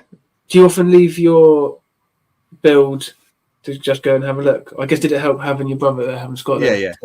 It was really good having them, just for the company and for the fact that you knew that you could just go off and have a look around, or go get some refreshments for you or dinner or whatever, and not have to worry about. Yeah, okay. Because it's all right getting somebody subbing behind your MOC to keep an eye on it, but it's not quite the same as you guys that know about it.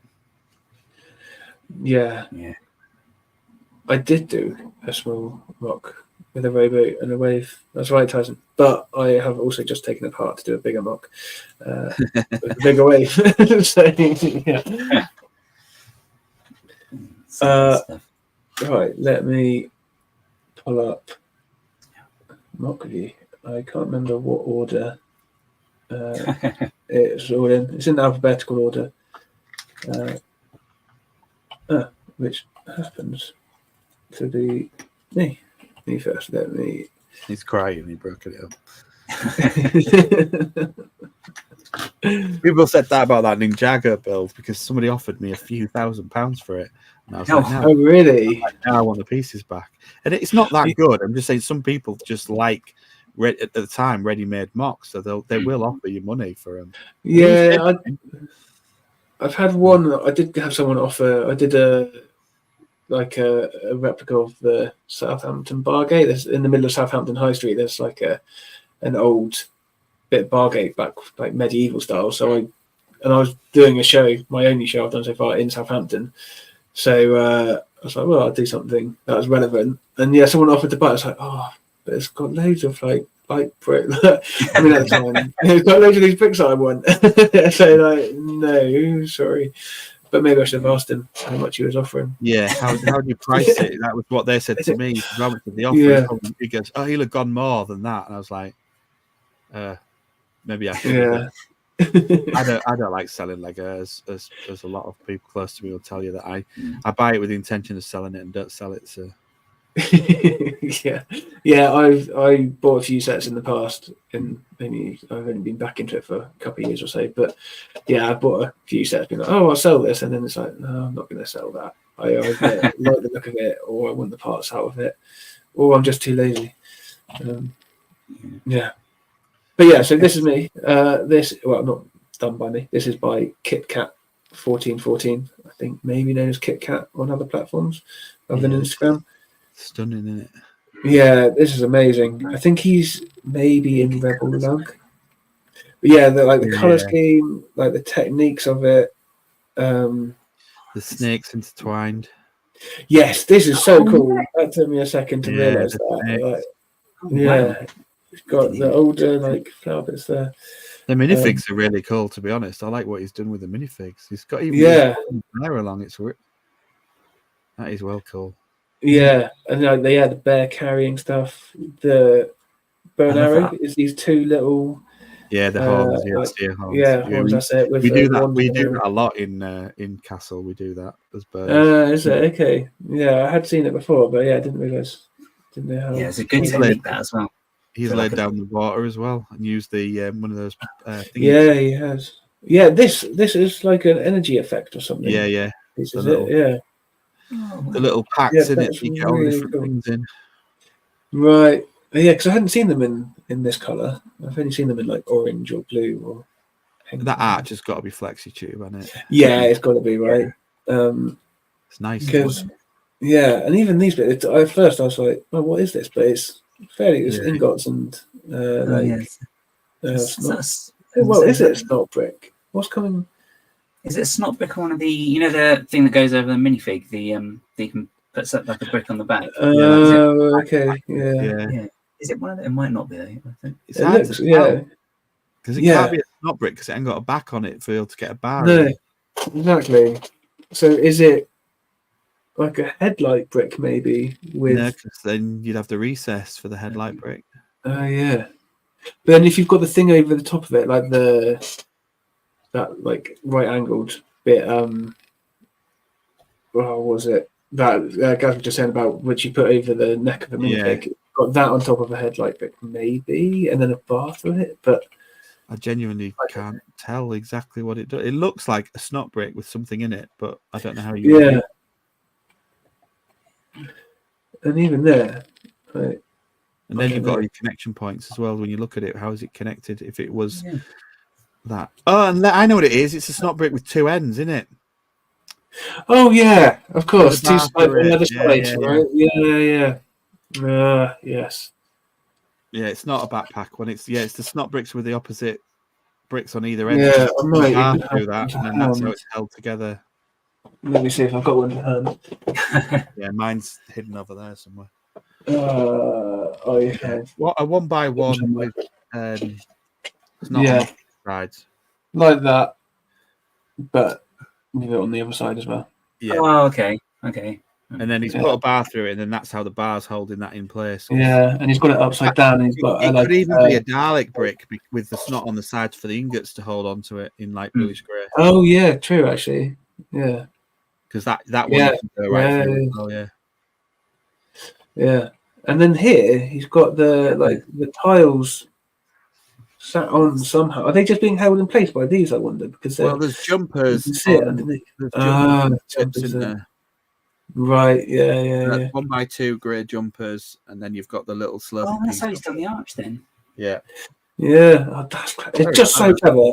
Like, and the bricks here, I love how he's got these gaps in between. Yeah, they're on clips as well, aren't they? Clip them yeah, create the broken effect. Yeah. Oh, that's really cool. I wonder what it looks like from behind. I bet it's just like a mass of clips and bars and. Yeah, but it'd be also brilliant because it'll be all skilled and that's a great. Is it a grey hairpiece? It looks almost like it almost looks like a duck, doesn't it, or a bird? Yeah, it's all just hidden away there. I just love it when people use like hair pieces for rocks and stuff, and this claw piece for like a bit of plaster. And there's is that a whip piece around that tree just there as well? Yeah. So it's clips in there, right, and then that's the end winding around there. See, it's just small. You see, you don't have to be big. Yeah. So intricate. It's why I've got loads and loads of the whatchamacallits, the flexible hose tube. When that was on look, tons of the stuff. Nice. Yeah, I've got a little bit of it, but I haven't used it yet. Actually, it is on my to-do list of things I want to learn. I keep adding it to any order I'm placing on Bricklink at the minute because it's like a good piece. I've got this. Oh, do you mean this hose here? Sorry, or like the full flexible. I've got some of that as well. I've got loads of them in silver.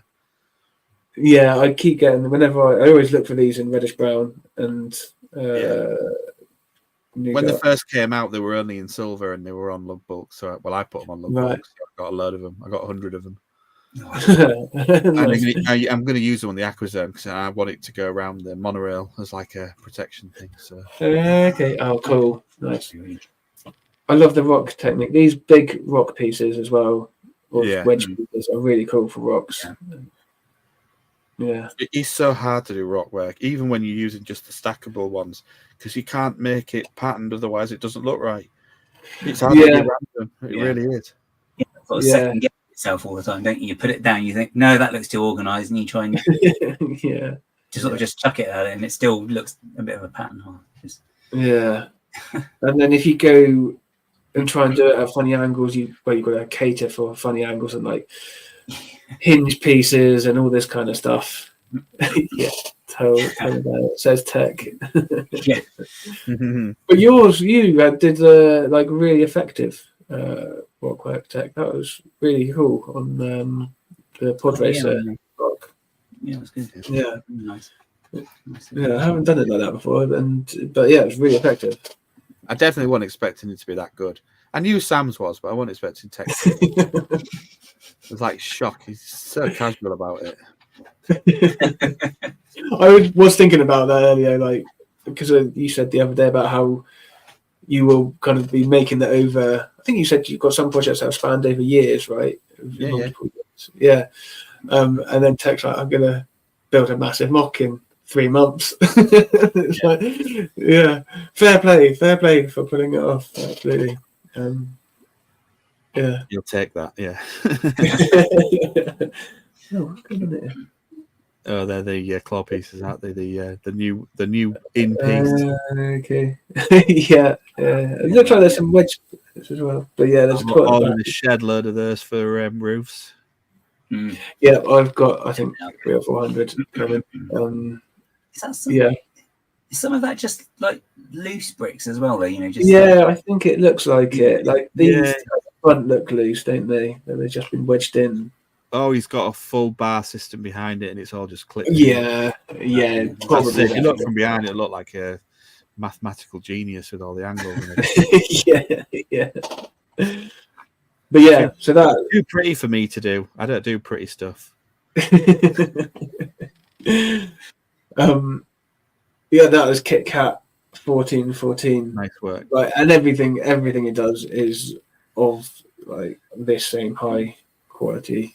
Oh, their table at Bricktastic was just like you could spend all day looking at all those little builds they did. I want to see their stuff so much. Like, because a lot of it is this kind of style as well. Right? They do. There seems to be a lot of like medieval and Star Wars seem to be the biggest themes in Red Bull Lug.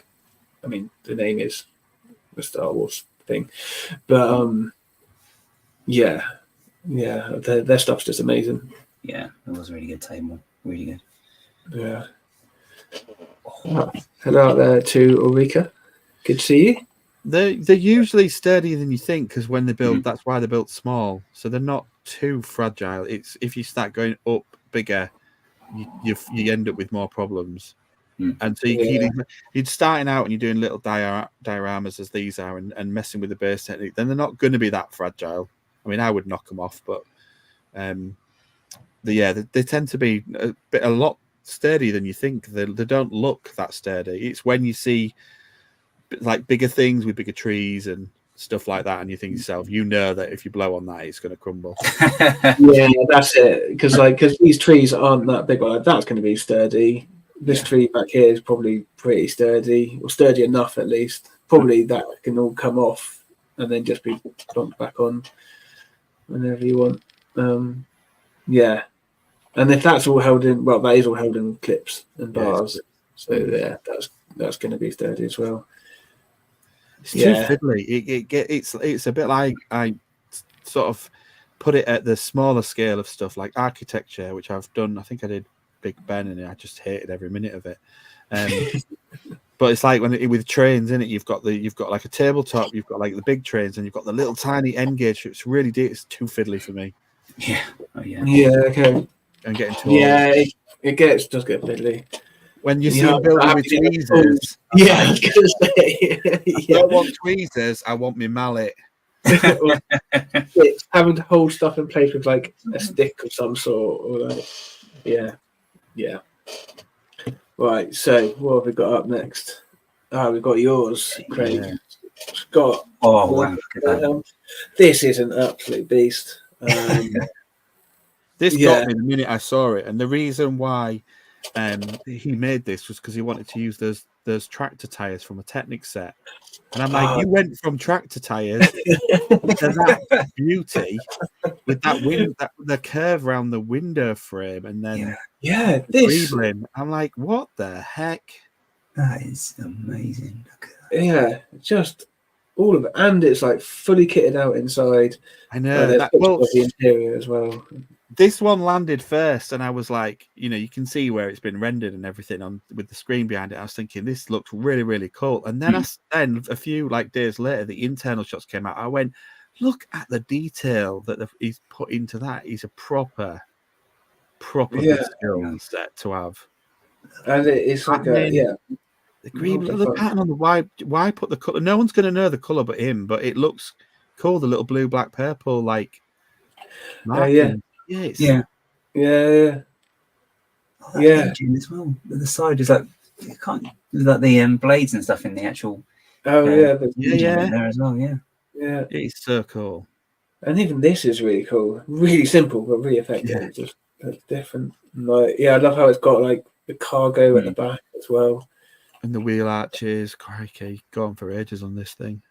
Yeah, and just the wheels. The wheels are big, right? I think they're like twice the height of a. It's quite a beast, isn't it? Yeah. So kind of started getting, it's definitely twice the height, aren't they? Yeah. Oh yeah, definitely. Have a look. There we go. Here's some working crane as well. He's even got an actuator on the back. And you got storage for the vehicles as well. That's a good sense of scale now. We actually put the figures outside of there. Yeah. Another class thing I like when people do it a lot, especially the space guys, is when they do little vehicles, but they don't overcomplicate them because it will take away from what you're looking at. They're nice little simple builds, so they're almost achievable to the fact where they'll say to somebody who's coming to a show, you can go, yeah, you can build that. Look, it's just got a few pieces. And kids can't build the big one, but can build the little ones. Okay, nice. Yeah, because they're not massively complicated at all, are they? Yeah, but really effective. Effective and still clever. To be fair, sometimes it's hard to build simple stuff like that. That's easy to build. That's why Lego are so good at it. Yeah, I love how it's got the pipes behind as well. That level of detail. Yeah, and even this folds up. It's for something that's completely made up. It's immense, isn't it? How you can think of all these things. Yeah. Even the crates. The crates look great, not having them uniformed. Yeah. It's good as well, though, the fact that he's got, as you say, the little detail, the on the side, the purple and the blue, and the markings on the crate. Clearly, they mean something, but it's all part of the story he's trying to tell with it as well. It's just everything sort of considered with it, which is really cool. Which I really like. They look like they're from the NASA space shuttle. Yeah, the shuttle. Wonderful. And it's got the drone as well. It's got a little drone that comes out of the roof of the vehicle. That's good. Yeah. That's it from different angles. So you've got the roof here.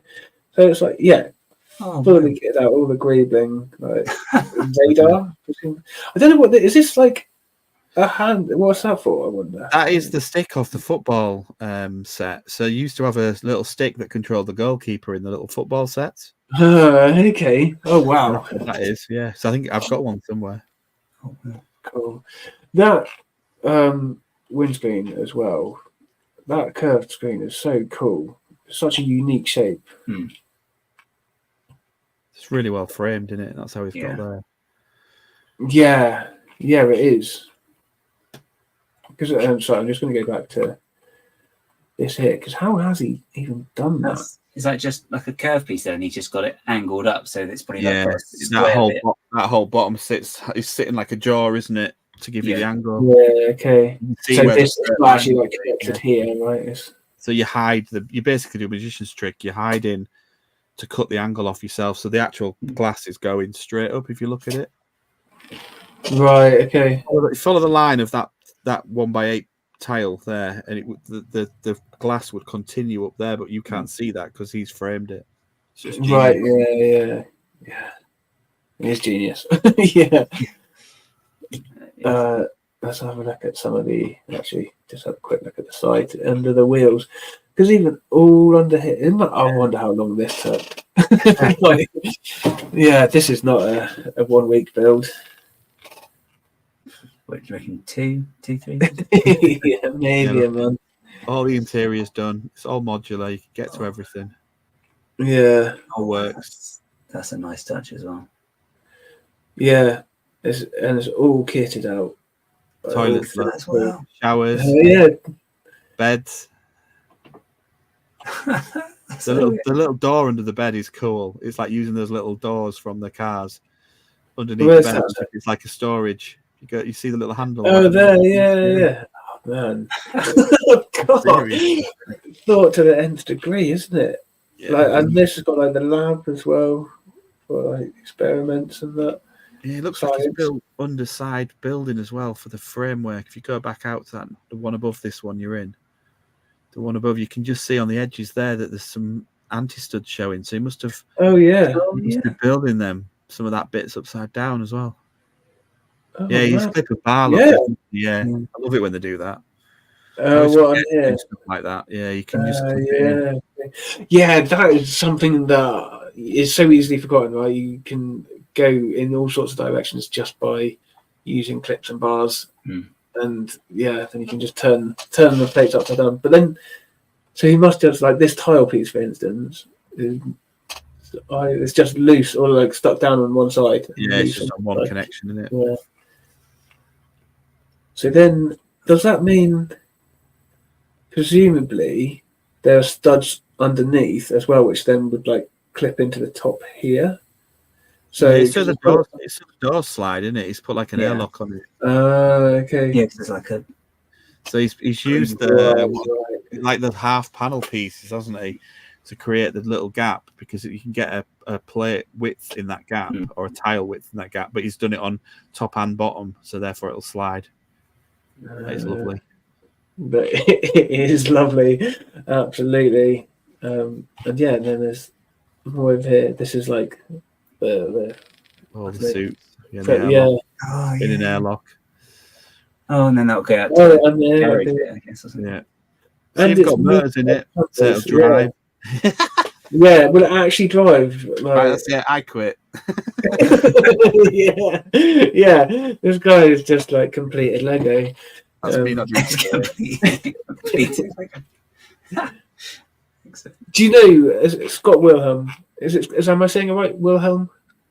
I don't know him. I just literally saw. Oh, okay. Yeah. I saw it pop up on a Facebook post, I think, and then I think Brothers Brick featured it about a few days later, and then I found it on. I think he'd mentioned in the Facebook he was on Flickr, so I got on there because you always get the best shots on there. You do, yeah. I do need to use Flickr more. Because like you say, you get the best shots. Oh, here we go. I think this might be last. Look at that. There's loads of room in there as well. It's really got like all the things. That is really hard to do because the figures are so odd shaped. Getting them all in. Yeah, I know because the sub I built is massive, and I still can only get a few figures in the front of it because of the size. Yeah, he's got 6 in here. Yeah. I quite like the chairs as well because they're kind of not as bulky as Yeah, they're real minimal. I'm probably going to steal them, to be honest. Yeah, that's a really good shout. It's used like the thinner pieces, right? Like these, for instance, being a third of the height of the plate. Yeah, it's just. What are these? That's just. It's just what's it called? Handle end 1x2, isn't it? Is it? Yeah. So is it just one of them? Oh yeah. Okay. Cool. Right. And then you've got the captain's chair. He's used the double-ended one, hasn't he? Yes. Okay. Yeah. Cool. Yeah. Just amazing all the way through. And then even here, it's like got another little bit for like Oh, it's got a ladder. A little Going down to the next walkway. room. Yeah, right. That's so cool. Amazing. Right. So yeah, everyone go check out Scott Wilhelm. Yeah, he is on Flickr. Don't know if he was on Instagram. I've linked. There's links in the description of the video to everybody that's featured, and the technique that we won't be looking at today. Maybe we've already skipped it twice, and so maybe we'll pick something up. But yeah, so next up is yours, Gaz. Yeah. Xenomoc. Yeah, I That's just some intricate trunk work. Yeah, and it's the leaves as well that got me because I didn't quite click until I zoomed in. But it's just all like the easel pieces. Yeah, the lily pads. Yeah, it's like that's such a good idea. But Yeah. just, I really like it, and the fact as well it's kind of coming out the plant part as well. It's like what set did they use them as lily pads in? They were the first time they used. I can't remember now, but it's the easel, but recolored and looks like a lily pad. Yeah, I don't know. Yeah, it's very clever, isn't it? I can't imagine that. That must be a lug bulk. Probably, purchase, surely. The skill there though is using the sort of darker forest green with the light green to get, rather than just put in light green. And it's the bit that's hard to do. You blend in the different colours, and they put the little brown carrot top pieces in as well to give it more. And then you've got white flowers. Yeah. The colour scheme, isn't it? Yeah, you've got to make sure you mess about with colour when you're doing stuff like this to get it right. It's like he's done with the trunk as well, because he's like used the darker brown as well, mixed in there as well. But it's like sparingly in there, isn't it, as well? Yeah, because that helps to add to the texture, right? It makes it look a lot more organic. Because if you've got a tree trunk that's all the same colour, it just doesn't look as organic if you mix in other browns. Because sometimes I like to add in the odd bit of like nougat colour or like tan to just help when they make it look like the tree's been a bit chipped or something like that. Yeah. Just sort of breaks up a little bit, doesn't it? It's got these shields here as well. Shields, Yeah, that's really effective. And just the angle of it, right? Like, it's kind of really crazy. And everyone goes on about the tree and the blacksmith, but although it's a smaller version of this, it's giving you a little taste of how you do a sideways snot type tree building. So I know it's a pain and fiddly, but can you imagine how fiddly this is to do? You want to start off thinking I'd like to do something like this, then you've got like the instructions for the blacksmith tree, which is people don't like because it's fiddly, but because it's not stacking bricks or upside bricks, you've literally putting bricks on different sides and integrated through bar system using into it to get the effect of the trunk. Yeah, and the engineering that's gone into that will be immense inside that trunk. Yeah, it's hanging right off the side. Yeah, right. And it's going to have to be weighted over here, right? Because it's that's really going to be balanced. Yeah, that's probably why it's the length it is as well, isn't it? I would have thought it's kind of like. I don't think it's the little Bert that's just sort of tipping it over the edge. You take that out, it all goes wrong then. Well, and again, using these hose pieces, you must have a bunch of them in there. Yeah, I need to get. I like how he's used little clips to keep them in place as well. I hadn't thought of doing that before. I think there must be some ball joints in there. Is that because I think it's a couple of grey pieces in the trunk? Yeah, it looks like it. Yeah, right. Some kind of connection in there. Oh, what in there? Yeah, I think. But then again, it's even clever when you pull back out of the scene and see the fact that he has put a little boy playing with it, but didn't need it there. Yeah, or a little girl. But it adds to the extra effect of the dimensions of the tree, doesn't it? It's not like it's a potted tree. It's almost like it's a giant tree in a pot. It's kind of clever. Yeah, and it makes you appreciate the scale of it, right? Like that's actually massive. Yeah. Yeah, it's quite a nice little table as well, isn't it? It's quite clever. Yeah, it's kind of like sort of the one you think the bonsai tree could have as well, but it's kind of two layers of snot as well to give the edge in. Yeah, I like it. Yeah, I would never attempt pieces like this. They're just snot slope pieces. It just looked like it was two pieces there, but it's just the Yeah, it's just one corner piece. corner. We've got Very another polished. angle. And it looks good from all sides. Yeah. You swine. Yeah. Got going on around here on that curve. I'm just wondering what piece that is. I can't think off the top of my head. A combination of curved pieces somehow. Yeah, Hard to tell. like because he's going at all angles here, right? Like Yeah. since he's got that's must be held in up here somewhere or down here. Is that some arch bricks here? What was it? Yeah, it looks like that's an arch piece. Yeah. And then maybe that's an arch piece of some sort. Yeah, it could be the other one, couldn't it? The long rounded one that they have. Yeah. That's what it's called. I can't see it. It's way 1 over by there. 2 rounded pieces as well. Yeah. They do a really long one, don't they? Yeah. I don't know. I don't have any to hand. I might do without knocking on my leg over. I've never got any to hand. No, not got any, but 1 by 6 by 3 and a third pair, I think. 6 by 3. 6060. No, I couldn't go finding that. That's it. Oops, sorry, let me make you Black. feel good. Yes, that was cool. Yeah. Layout. Yeah. They're slightly tapered as well, aren't they? Yeah. Yeah, it could be that one. Could not be. Yeah. Yeah, it could be. Could be 1,000 other pieces put together. And I think there's another shot. Got any brown bits? Yeah, they've used all the brown parts. That's my only drawback with doing something big in brown as well, because you mix your parts together, so you might have some brittle in there. Yeah. Yeah. Yeah. That is the danger with brown. Yeah, this is it. I do like these blades that have been used for glass. I can't remember what it's called, that one. Somewhere. So it's a sword of some sort, isn't it? It's like a Spear tip. Is it that one? No, it's not the spear tip one, is it? I don't think it's a spear tip one. Right. No, in spear tip. And there's on like Thanos's Blade 3L with bar. There you go. There you go. Because have you got?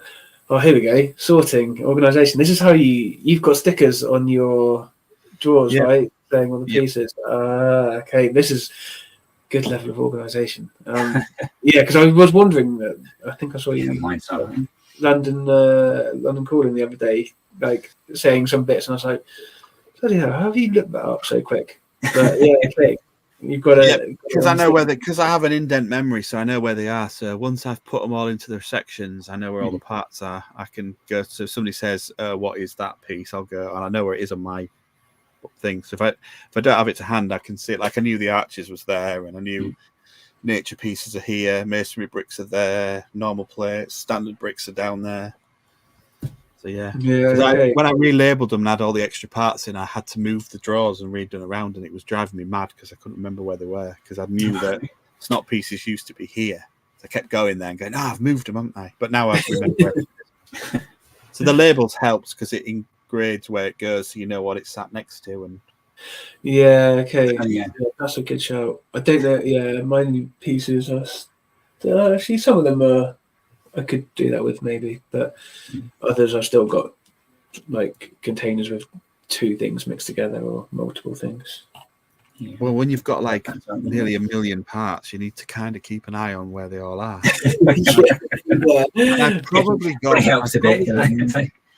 I have probably got more than that, because these drawers behind me, they only go back the standard thingy. Behind there are the big, I think they're the 48 litre really useful boxes full of stuff I haven't sorted behind this one. Okay. Fair play. Yeah. There's a lot of stuff that I hadn't even accounted for behind there. Oh, wow. Yeah. I mean, to be fair, I've got. Somebody gave me 6 of the Samurai X cave, and I'd already bought the one originally for Connor, who then didn't want to play with it. So it's down there, and I was going to build a big one with it, and that comes with so many pieces. the black 16 by 16s and stuff. It's like, and I still haven't sorted it all out yet. Oh, man. Yeah, I don't like. The worst thing is when you order parts, and I did this for the castle. I was ordering parts, and then I realised I had a big box full of stuff I hadn't sorted, and there was all the parts that I'd ordered in it. I was like, no. Oh no! Just make it even bigger then. That's fine. I just need to like get at some point. I need to do it. I kind of hoped the family would chip in with sorting, but then none of them like it either. So. Agreed. All right, so that brings us to the end of our mock review. So yeah, that was Xenomoc. 3 different, very quality MOCs there. Yeah. Sure. Yeah, KitKat 14, Scott Wilhelm, and Xenomoc.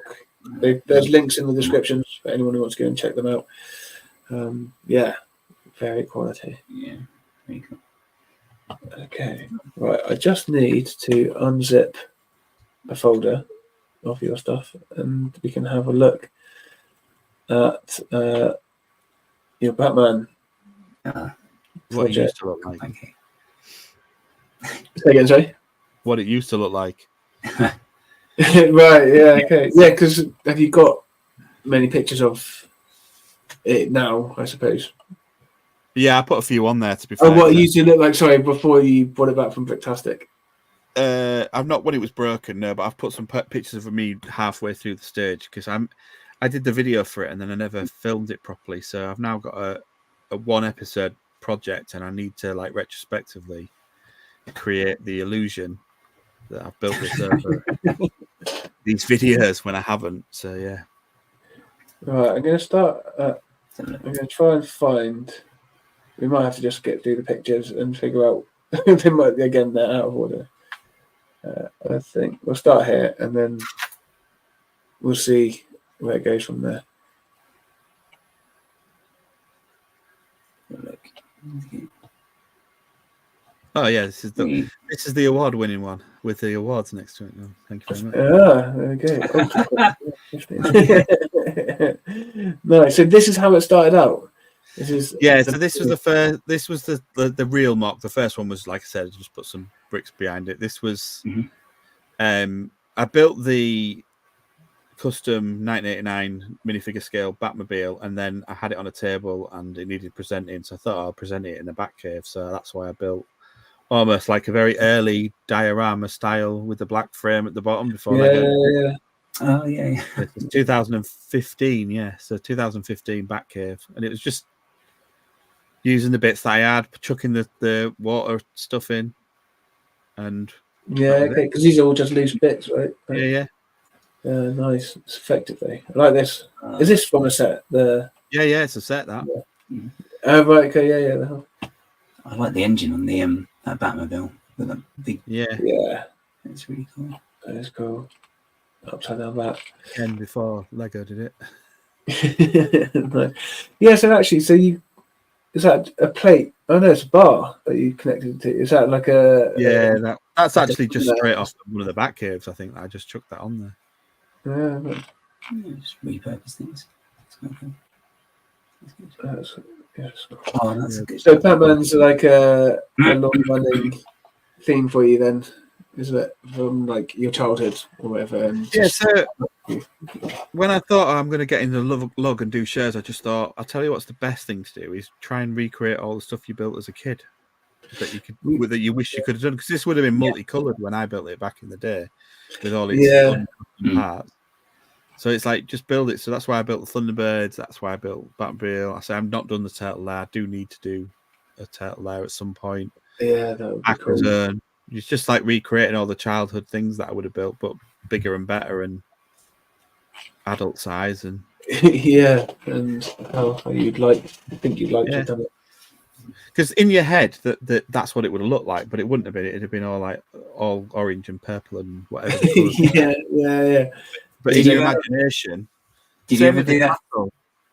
Did you do that thing as well when you made things that they were like multicolored? Did you ever do that thing? You sort of painted some of the bricks just they were trying to sort of the right color. I'm not as bad as you. Nostalgia drug. Yeah. Hello as well, Matt. By the way. So yeah, it's just easy to have like I say, you stick to your own rules and then you create your own little things of projects that you're going to do, and then you can't go wrong. Just looking at the angle. Yeah, slopes, isn't it? Oh, that's really cool. Yeah. I love this bit. This I don't know what it's called, like the cross bit. The structure. Yeah, like grid pieces. Yeah.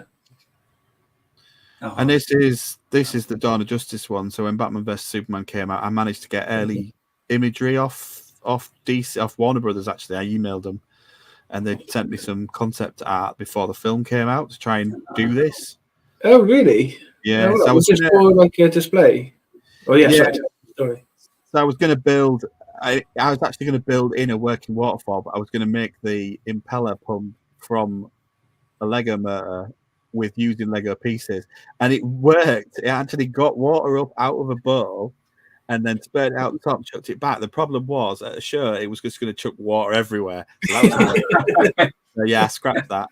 But it did work. It did actually pull water up from a That's cool. I used very old Technic gear, big yellow old Technic gear was the impeller, and it did manage to pull the water up and spout it out the top. So yeah. That's cool. Spent absolutely hours on it. I can imagine my missus sitting there doing all that time with this camera. I must have spent like a good 3 or 4 weeks on it to try and get it to work, and then it literally was just chucked water. It literally would not contain it to the pot it was supposed to be. I just thought how cool it would be if it had real running water down the side of it, and other people have done similar things. So yeah. So this is just the Dawn of Justice back curve, basically. That's cool. I do like use of these tracks. Yeah, I was going to say that's really cool, isn't it? You can make a curve. I had a load of them. I was messing about, and then I realised that you could actually invert them and make it. They would bend into a curve. Yeah, it's all about trying to make curves in Lego, isn't it? We all seem to try and mess around. Yeah. I think there are other shots of it when I was prototyping that up. It's a case of. When I'm building, people go, "Oh, how did you come up with that?" It's the parts I've got that I don't want to buy new parts. I want to mess with the parts I've got and see what I can do with them. So I just come up with stupid things like that. But it's very effective. Yeah, it's very cool. But it's good as well because you got like the bit in the middle of the track as well. You know, you can click to other stuff, so it gives it a really interesting sort of texture and finish as well with that. Yeah, I think it's just sat. It's just sat on there. I think it might actually be that. It might be Technic pins somewhere with a cross frame so that the snot bricks sit on the top. Right, okay. God, how did you get these? For ages. Do you know how you got these going at the triangles? These that's dead easy because they've got Technic beams in the ends of them. Okay. So you can lie it down as a snot piece, and then you can put a 1x2 brick with a cross hole in it, and then you can just attach it to that. It's quite strong as well. Yeah, just goes through. Yeah, okay. Cool. Got a bit of lighting as well as that. Yeah. That's a shadow box before they did the shadow box. Oh, yeah. It is, isn't it? Yeah. You're ahead of the curve. Mate. Well, it was some guys in America that had done it first. They'd done a huge back cave with all the working Mindstorm stuff that I thought I want to do what they've done because that's what I'd want in my room, not just for shows. And I'm still working. God knows how many years. 10 years later, I'm still working on it. I've got this actually is getting Mindstorms put into it. Since I brought it back, the turntable's got a Mindstorms. So do you like keep your MOCs? A lot of your MOCs? No, only the ones that are built for me that I can then use as a show. If I can take something to a show that I have built for me, then I do. So like the Thunderbirds one, I was always just going to keep because they're part of the core ones. Like I said, I built them as a kid, so I'm going to build them now. I'm going to build a back cave, build a turtle lair, build Aquazone, and then I'll keep them, build castles. Nice. Is this Thunderbirds here? We will have we'll have a look at this before the end of the stream because it's been mentioned a few times. So we could. It's like my first real sort of.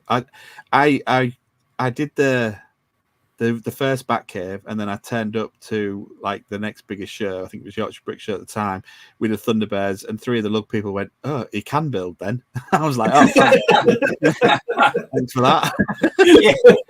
I was pretty confident. Because vehicles is another level. I reckon. Like, yeah. Oh, you got top on top as well. the other thing about keeping, I put just some stuff up there to. It was meant to have the glass house on it, which I did later on, but not on these shots. Right.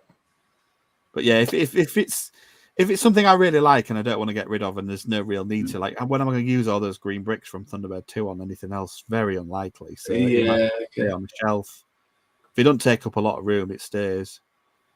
Yeah. But obviously, this one didn't. I just broke it back down again. Yeah, fair enough. Is that from a set, or is that your own? So it's slightly modified. It is the set, but it's modified. The front end one quite right, so I changed the front end, and then I modified it again for the last, because it was at Bricktastic as well, this one. Because I bought that printed tile from America. I can't remember which company I used, and it took ages to get here, and I thought, I'm going to keep that. So I used it as the garage door in the back cave. Okay, cool. It made sense to put that car in front of it. Yeah, old Aquaman. No. So yeah, this is the rebuild. Right, so this is from since Bricktastic. Yeah, this is the rebuild as it's now being turned into a giant cube. So it was 3 sections, it's now going to be 2. So it was 3 what, say? 3 sections. It had right. So there were 2 L's that surrounded the middle central column, which held all the weight.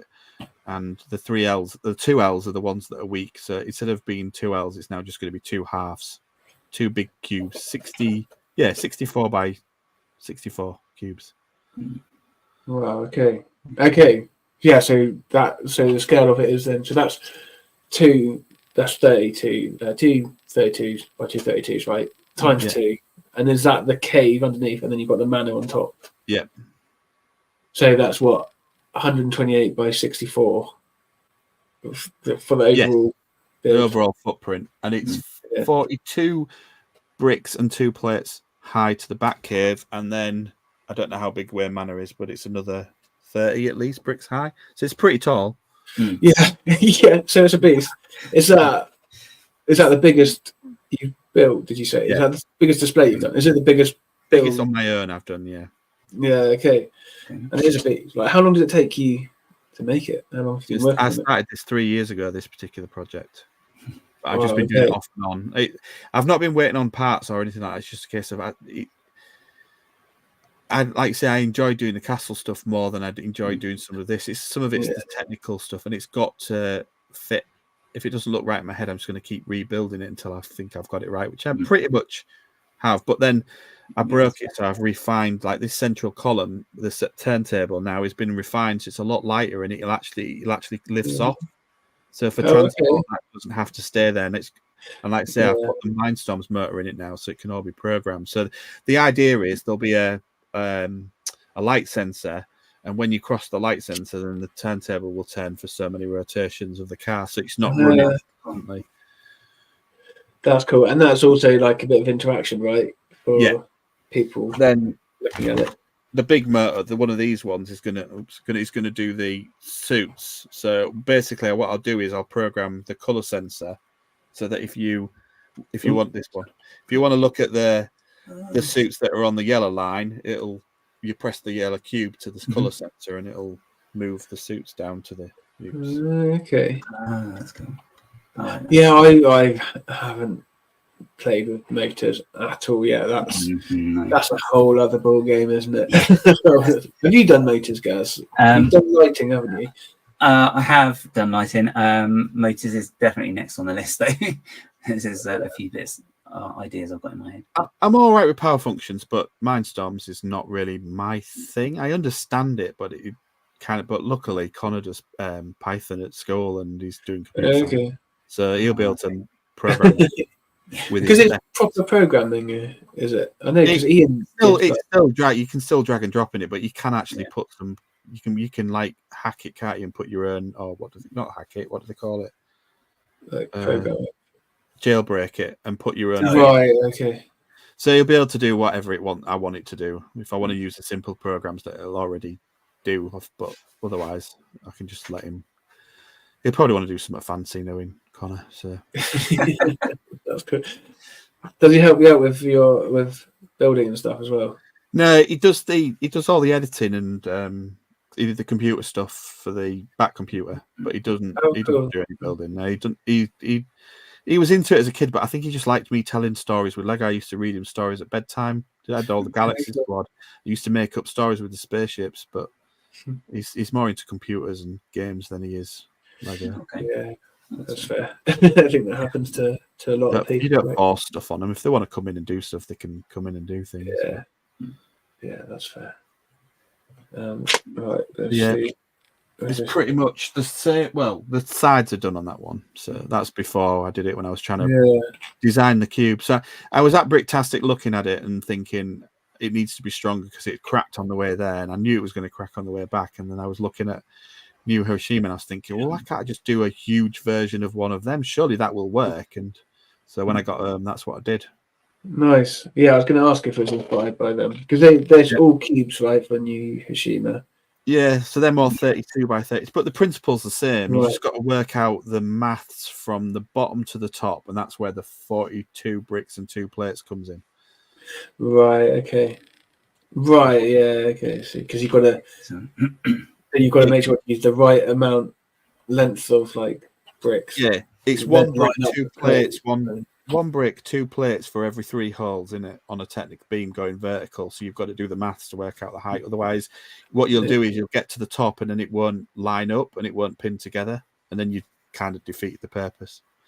So the easy way to do it is you make yourself a stick, and you don't have to worry about it. Look.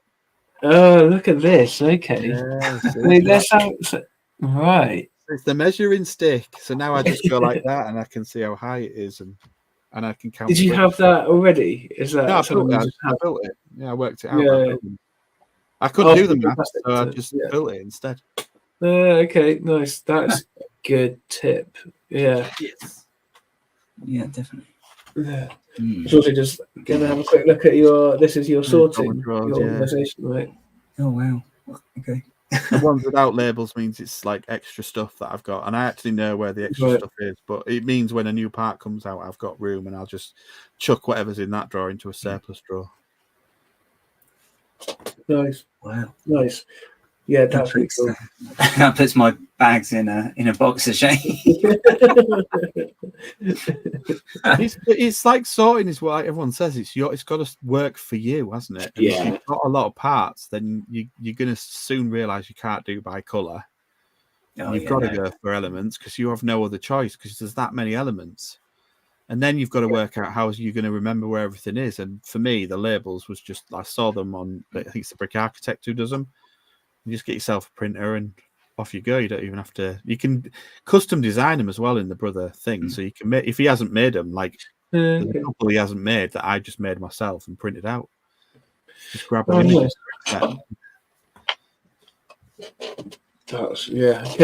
cool. I'm gonna have to. The other thing was that you missed off that shot is that most people know, go back to go either. It's the guttering. It's the guttering in front of the table. So if I hate picking, so it all just ends up getting dropped in the guttering. That's clever. Again, I think I saw somebody in America had it, and I was like, I'm going to do that. So I just screw a bit of guttering to the side of the table, and it makes your table slightly longer, and all your bricks drop in there, and the dirt drop on the floor. And then you can also presumably like pick them from there as well. If you, because I tend to find myself like at the moment, I've got loads of grey pieces all over my desk in front of me, but I'll be like using them, picking from like it's from where I took something else apart. It's like okay, I'll just use a bunch of these bits, but you can have them in there, right? So then you're off your table. Yeah. That is a good shout. I can't do it with this table. This is like, you see the little white one that's in front of my desk that I'm sat now. You can see there's a gap on the end, and the gap there means that I can drop a drawer in there if I'm looking for a color of like a 1x1 that's right at the bottom, and then I just slide the rest of them back into the drawer off the gutter. Oh, okay. Because this reminds me of I saw some of the Lego Masters from I think season 2 of the American ones, and they do a tour around their like home setup, and they've got a shed, basically a big shed studio in their garden, and they've got this big table that's drops down. The way they store their parts is by color, so they just put everything of single color in a big bin, and when they want a certain piece, they'll tip the whole thing out. Then they can look through it, and then they've got like a dustpan and brush basically, and then just scoop it all up and put it in. Probably So the it's only a thing you can do it by colour if you want to. If you want to do it, 'cause you've Yeah. got- otherwise, it's just. I'd love to do it by colour. Like, I'd love to have the. It's so much easier when you're building, especially when you build a lot in dark grey and black. Yeah. Okay. So Yeah. Because I do find, like at the moment, I'm doing stuff with grey, and I've just got like a mix of all these pieces, and then I'm gonna have to sort them at some point back into pieces, and I will inevitably just put them in a big drawer and ignore them for a while until I've got them space. yeah. Yeah. Mark, was it Mark and Stephen? I think it was actually, isn't it? The Castle Brothers, the original Castle. Yes. Brothers. Yeah. Castle Brothers. That was it. He's improved his setup. Yeah. Has he? I think he's one of them's doing a Tron mock. I don't know which one it is. Stephen. Yes. It might be Stephen. Oh, wow. Doing a Tron mock for shows. Just following him on YouTube. But anyway, yeah. Oh, wow. Yeah. Cool. Really impressive builders. There we go. Yeah, there's Wayne Manor. That was really cool. And this was all from pieces you had already, right? Yeah, so I was collecting pieces for a while for this because I knew what I wanted it to look like in my head. I didn't want to base it off anything in particular. I just knew that everyone kept doing Wayne Manor in grey, and I just thought grey building on top of, and I don't know why, because the Lego movie did it, but on top of a grey back cave. So I thought, I'm not doing it. I want to do it more like the Dark Knight or the 1989. It was definitely a tan colour. I think that was a wise choice to differentiate and just to break up the colours. Yeah, grey on grey. You don't need all that.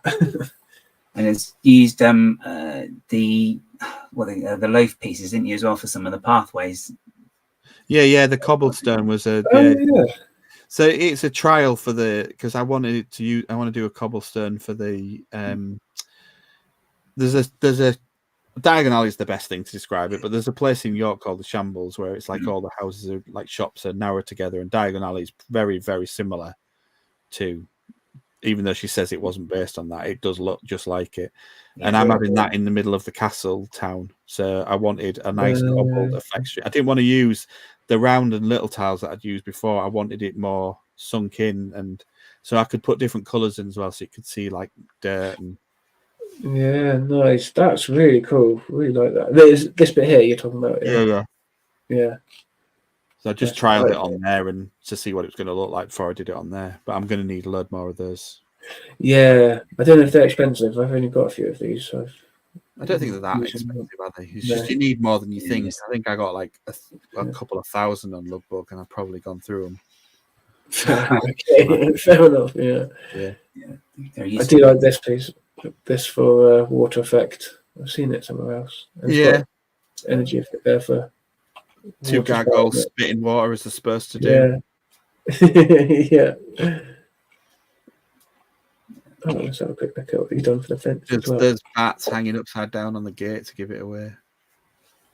It's like masonry bricks, one by, I think they're one, they're 4 bars. The black kerns were all off pick a brick. So it's like, I'm going to use those because they're easy to get hold of. Yeah, okay. I like what you've done with the gate there. That's clever. Having these two. Off Arkham, that's their design off the Arkham. Is it? Lego one, the original D2C Arkham. I thought I'll just copy that with the droid. I added the bats in. Yes, that gives it a really good shape though, because a lot of the older mansions do have that sort of big sort of point in the middle of the gates, don't they, as well? So it's really cool, really effective. And then you got this, and does this all like come off in sections? Yeah, so it's 2 sides. It's split down there for transport. So you've got I think it's Alfred's quarters and the kitchen on one side, and then the garage, and then the other side is the main manor. And the reason why it's not dead central is because the doors would have been an absolute. You wouldn't be able to use the curved piece to split down the middle without sawing it in half. Where's the what down here? Right. No, yes, that's where it's split now. and then because originally it was going to be split down the middle, so it looked better, but then I just thought it was not practical for transport. Yeah. So it lifts off, but then each of the front of just that side of it opens up like the Home Alone, so you can see inside. Okay. Oh wow. And you're doing the interiors is next on the how The hinges have to. That's why it sticks out one from the other one to allow the hinge to open. Okay. And why I couldn't go too depth with the greenery in front of it, because otherwise it would. So if you look at I just wanted to break up the 16x16s by using the triangle plates, but the reason for that is so that you can see where that door will swing into. On that side. Yeah, I see. Okay. I just didn't want the square plates underneath. Oh, I see. What down here? Yeah, it will hinge across to the other side. Same on the other end as well. Are they hinge plates as well? Not the hinge brick. plates. Yeah, the brick ones are the ones that I said where I ended up getting the left hand that nobody wanted, and I said I'll use it as a drain pipe. So. Oh yeah. Oh here, yeah. But yeah. Oh yeah. That's clever. Pipe, yeah. And for the actual opening, it's hinge plates, isn't it? Hinge plates. Yeah. You can just see them. Yeah. Are they quite the same as Home Alone? Don't do anything special. It's just the framing inside you have to be careful of. And it opens up from is it either side of the door? Yeah, the door stays fixed, and it's the two little top and bottom because the modular, so you can exactly like Home Alone does. Okay. I want Home Alone actually. But and then there was the batarangs put into the top of the roof to break it up. Yeah. I wanted to have a look at this because you were talking. Up here. Yeah. There you go. Oh, that's clever. Yeah, that's really cool, isn't it?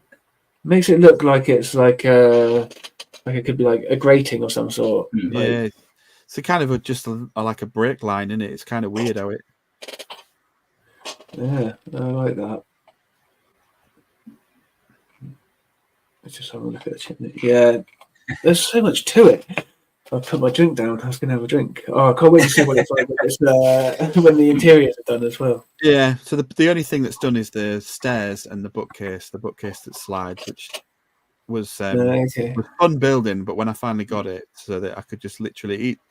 So it sits across at 45 degrees when it's in situ, and then when you slide it back, it goes flat to the wall to get to hold the door open for the. So I'm going to have a little piano because I like that the best, where you taps the piano keys. Yeah, that's cool. A little piano in that room. But the references will be like on the right-hand side of the side of the door. In that, I'm going to have a load of figures like the Islanders and Samurai Warriors and stuff. Because in 1989 Batman, they walk through that room. Michael Keaton, isn't it? Yeah, right at the beginning, isn't it? When he's got the play. That's really cool. It looked cool with minifigure statues. That is a very good shout. I love that. Really cool. Because was going to bring the museum as well to Bricktastic, because we were going to put some artwork up, take some of the stuff down from upstairs, put some artwork up, and have the Joker with the guy with the boombox spraying. I need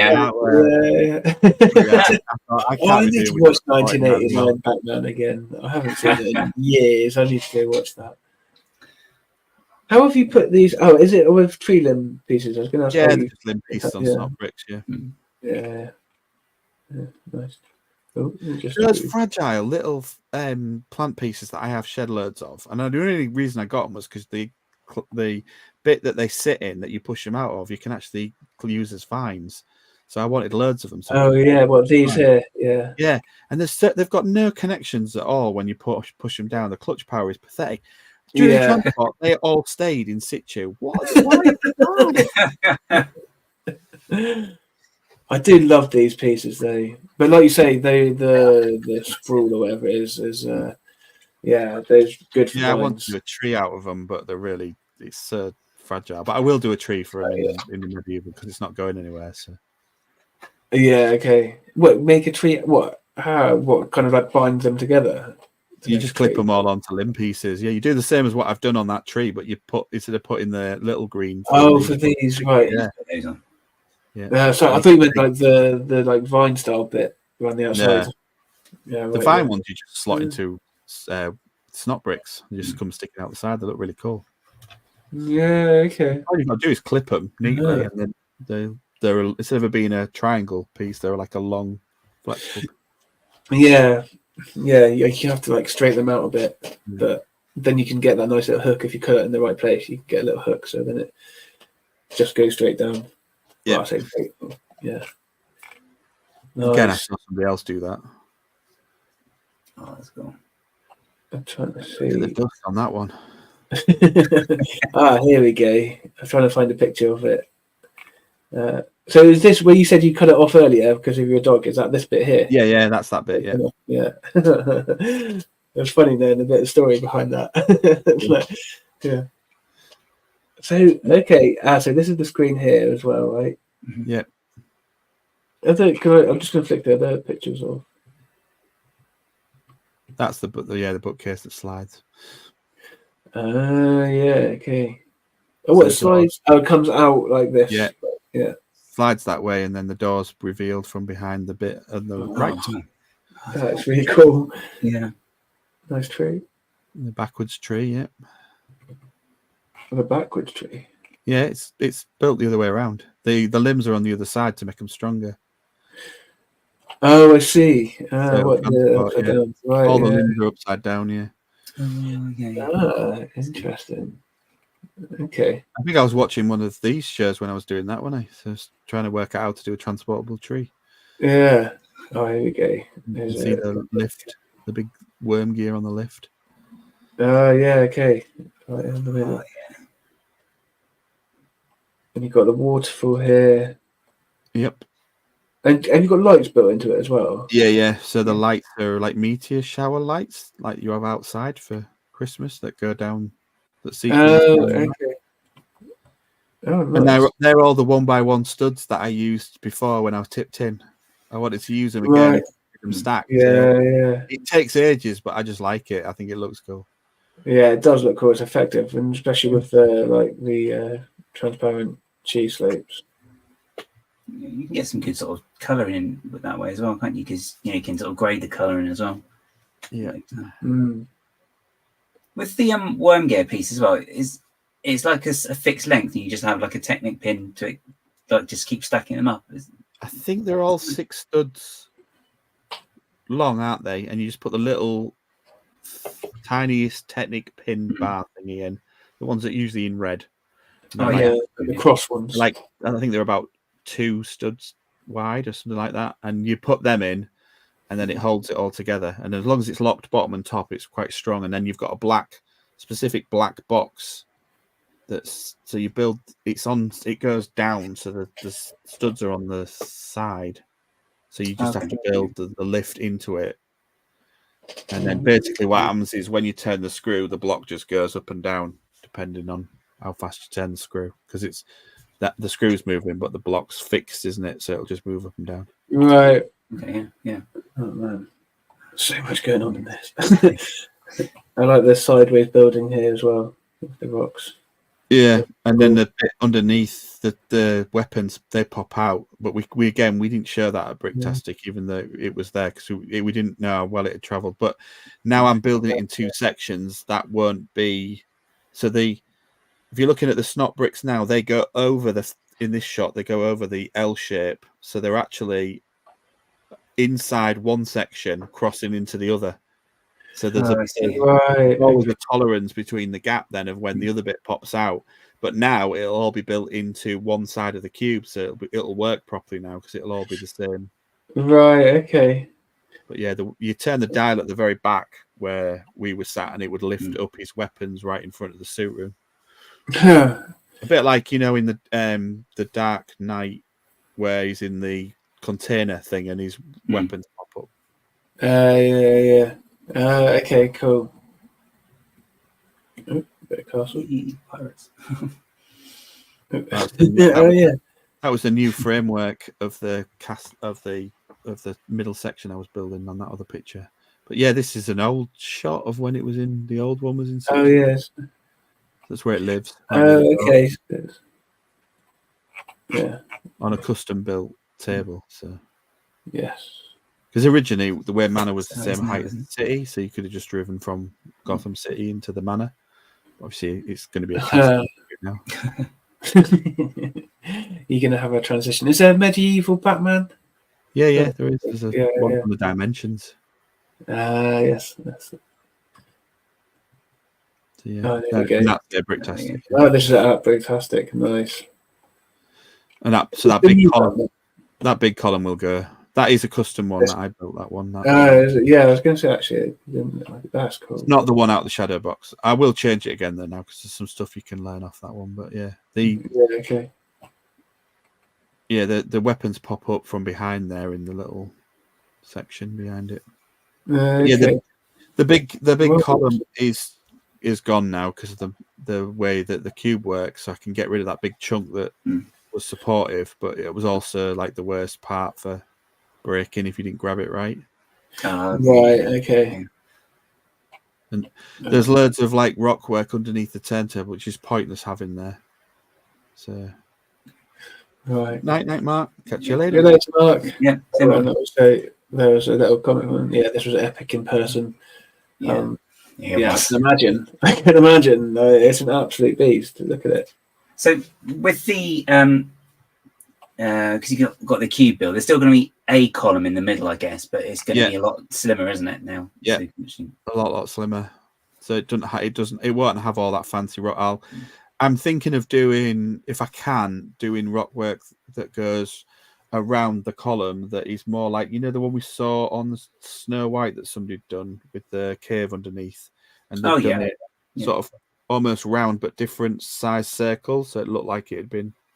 So I thought I'd try and see if I can do that, but in half circles so that when it comes together, it looks like one big circle going up, but snot rather than stacked.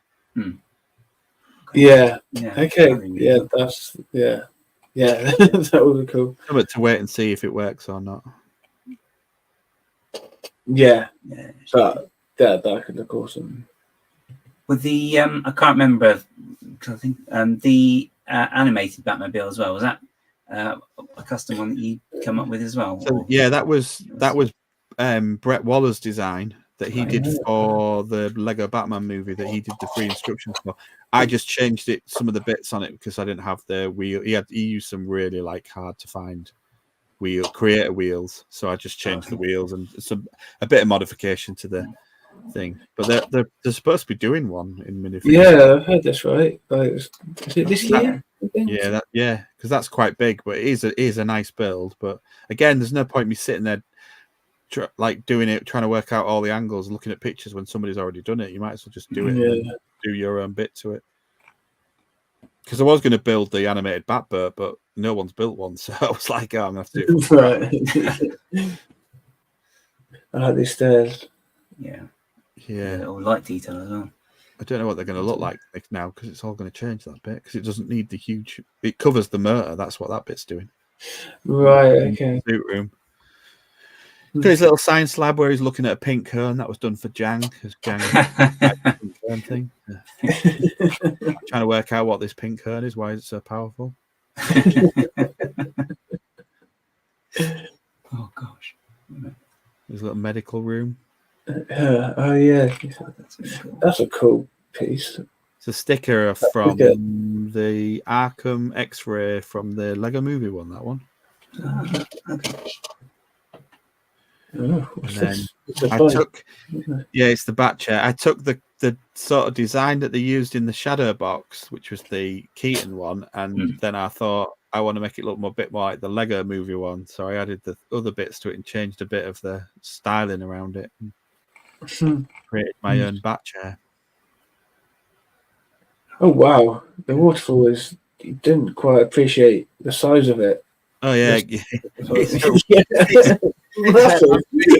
all that. I see what you mean. Yeah, when you said it took a while. Yeah, but is that all like so? At the bottom here, is it three layers deep, or however many layers deep? Like, have you used these studs all the way down? Yeah, pretty much. They're all the way, at least on the front of it. Some of it behind is clear bricks because it needs to be a bit more stable. But yeah, there's a full set of studs going up all the way from the top. Fair play, nice. A little. Oh, is this where his parents are? Yeah. Nice. That's good. I think I'm gonna have to pick your brain about how to do roofs. Yeah, I keep trying to figure them out.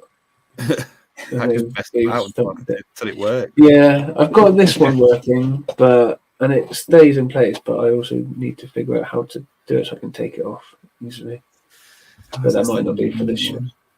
That's the rebuild part where it's starting to Yeah. build. I'm just running out of black bricks now, so I didn't use that many black bricks on the first one. Right. Okay. They tend to have them on the pub wall, don't they? Are you gonna have to make a trip to the shop? Yeah, I might go on April the 1st anyway for the D&D set. So. Okay. Are you gonna get that day one? Oh yeah. Yeah. Then what? AFOL day either? Or what? Yeah, they've paused them for. I don't think they'll be highly unlikely that they'll come back till. I would be surprised if they come back this year. Yeah. There's that much problems with the mechanism for signing up and getting them all out there that I just don't think it's in their best interest. No, that's fair. There is just the Justice League. That's just fun. Yeah, right. Okay. Yeah, that red door lifts up like a proper garage door. You know, like an up and over garage door. Yeah. Wow, that's cool. And then obviously the suits spin in there, but I'm going to improve that because I might have them. I might have 4 wide. I've got a lot of that grey track, so I might just do some work on that. Again, I don't think I'll have this done for the next show, which means it'll just have to go either as it is, or I'll have to take something else. Yeah. Okay. So, how long do you think you'll be displaying this for? Is it? Did you say you keep to display something for a year, and then? Yeah, I won't take it to. I think they won't. I've actually been asked to take it to other shows this year, but I don't know whether I'll have time. But if I have got time, I would like to take it to Shildon because I haven't been to Shildon, and I keep saying I want to go do Shildon in the northeast and don't. So, but then after that, it might come out again, in a few years down the line. But next year will be the Aquazone stuff. Yes. Oh, cool. Oh yeah, there's it coming out. Look, there's the. Right, so it's popped up. Oh, so you've got the gears here pushing it up. Yeah. That's nice. That's cool. I like that. And then that was flipping the art plates over so that you could have some studs the other way to build off, but it's not really that strong. So I think I've got a better idea for when the cube's up and running. Yeah, you need a lot of Technic pins on those to make them quite secure. I mean, I've got. If you frame them up, it's not too bad. But if you leave them, they're not like. I mean, the way this worked, and it did work quite well, is that it pins to the middle section once you get there. So you run some axles through that end, and it goes into Technic beams that are on the top of the lift. Right. Okay. And then that pulls it all square. But it's going to be better now because it's obviously not 3 sections. It's just going to be 2 halves that just put it together. Yeah. Okay. Yeah, it's definitely going to be more sturdy, isn't it? As well. Yeah. Yeah. And that's these are like the crate pieces. Yeah, the corrugated. I wanted to do originally. I got them to do a fire station roof because I thought they'd look quite cool. And I thought, oh well, I've got loads of them, so I'll do it for the garage. And I thought it looked quite different to do it as two sections, and they just sit on there. They're not held. Yeah. Okay. Yeah, you've got the cheese slopes here, right? To close the gap. Nice. There it is in all its glory. Just don't get too close. And it was popular at Bricktastic, right? You were saying, especially with it next to the Marvel display. Was it Endgame? Did you say? Yeah, like I say, you only Endgame. Yeah, you only need a few people to do it, but there was more than that taking photographs and pictures. So we were more than happy with. Because you had how it presented, and it got there. The helicarrier was behind you as well. Someone did, didn't they? I think. Is that right? Yeah, a bigger version. Yeah. Nice. Yeah, Harry little micro scale Hogwarts grounds and stuff one side of me, or behind me, and then the helicarrier, and then Muppets and Endgame right next door. Nice. Yeah, good corner. think. But yeah, Yeah, that is an incredible build. That was but- prime real estate spot, that. Yeah. Yeah, right. It sounds like it. As long as you know, you're in the know. Well, it looks amazing. Well deserved prime spot. Cool. Yeah, definitely. It was really good. I'll leave that there. So we're coming up. I you won't get through them all. No, yeah, nowhere near. Like, yeah, yeah. We'll have to have the part 2, like you said. Yeah. So we're coming up on 11 o'clock. So we should probably start wrapping up. So two things to do. One is, Craig, did we ask you if you've got a favourite piece? My favourite piece changes. So I like the 1x2 round plate. That I really like that one. I like the corner tile, the little 1x1 corner tile I've been using quite a lot for different things. Is that the rounded corner tile? Yeah. Yeah. I really like the shorties. As daft as it sounds, the shorties, you know, the 1x2 plate, it's not a brick because it's not 3 high, so it's a yeah, they're really good though because you've got the whole really thing. Yeah. because you have got the hole on the top as well, but they're just for castle building. These are like fantastic because they I've been using them levels.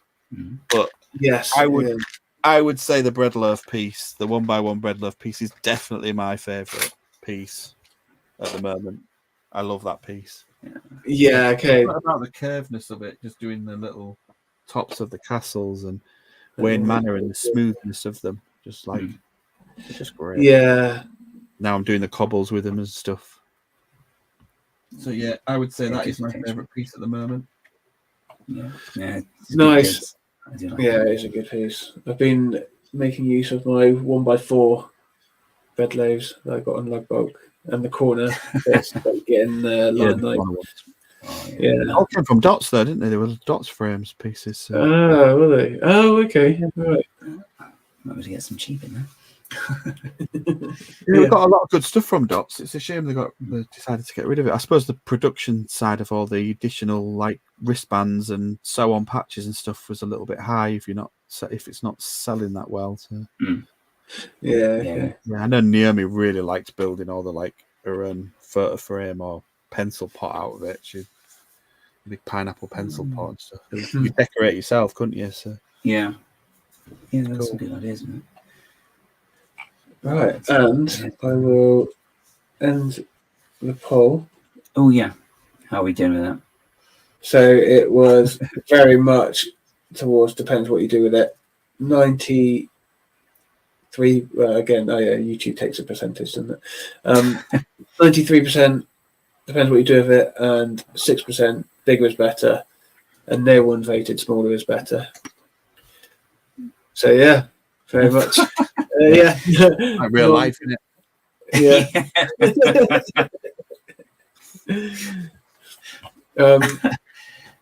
Cool. Yeah. Is there anything you wanted to plug, Craig, or anything you're getting up to?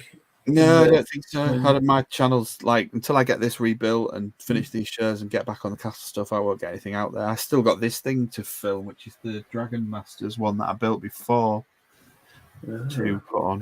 Can I make you full screen quickly to get? I don't know if you'll be able to see it that well. No, okay. Does you see it? But, yeah, get an idea of it. Yeah. You can see it. That's cool. Yeah, I look forward to that. Gold textured with plates. It's got gold stuff in it. I can't really. Right. Yeah. Okay. Yeah. Well, we'll have to watch the video. You have to wait for the video. Yeah. Yeah.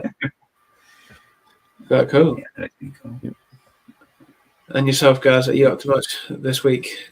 Week or two? I don't think so. Other than that, I think probably on London Calling Friday. But after that, I don't know what I'm up to. Yeah, Lego wise, anyway. Yeah. But, other life stuff is I've got a few things, but nothing exciting. So, because Black Country will be after the next episode, won't it?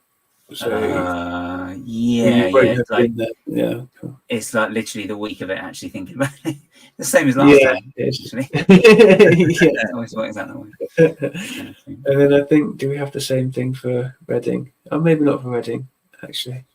I think we've got a week. Anyway. April's got an extra, slightly longer, I think, isn't it, actually? So you've got building MOCs, you've got going to shows, and in the meantime, you've got filming, you've got a stream as well, because you've added a third extra pressure to yourselves by doing this every Yeah. Yeah. At least it's every 2 weeks. So we get a week off, or there's like a week where you can just kind of forget about having to stream. And then, I bet you're spending a lot of that time planning for the following show next year. Well, it's more about getting in touch with people. To be fair, though, we do generally get to take about a week off, and then it's like, oh shit, I need to go and sort some stuff out. That's when people say about my channel, they say I only post on there when I've got like time to do it, because just otherwise I'd love to put a video up every week and get some momentum growing, see if you can get more people watching, but it's like I just do what I do and I enjoy what I do, and that's it. Yeah, exactly. Yeah, it's the best way, isn't it? Because otherwise it just completely takes the fun out of it. Otherwise, doesn't it? It's just, yeah, nice. And talking of the next episode, we're going to have Kerry Pick on. Yeah. Very much looking forward to that. Harry Potter. Yeah. Yes. Yeah. yeah. So that is the 3rd, isn't it? 3rd. Yes, 3rd of April. Through the year. Yeah, I know, right? It's just flying past, isn't it? Yeah. When that's on, I can guarantee I'll still be building this thing. So. Well, thank you very much, Craig. Yeah, thank you. Thanks. It was really amazing to see. And we will have to get you on again to go through the rest of it. And really useful information as well, definitely. With like little text and techniques as well. Very good. Yeah, really full of rubbish, mate. Valuable. Yeah. All right. Right. Well, good night to everyone out there. Thank you for watching. Shout out to everyone in the chat. And we'll see you in 2 weeks' time. Yeah. See you later. Yeah. Cool. See you later. Bye bye.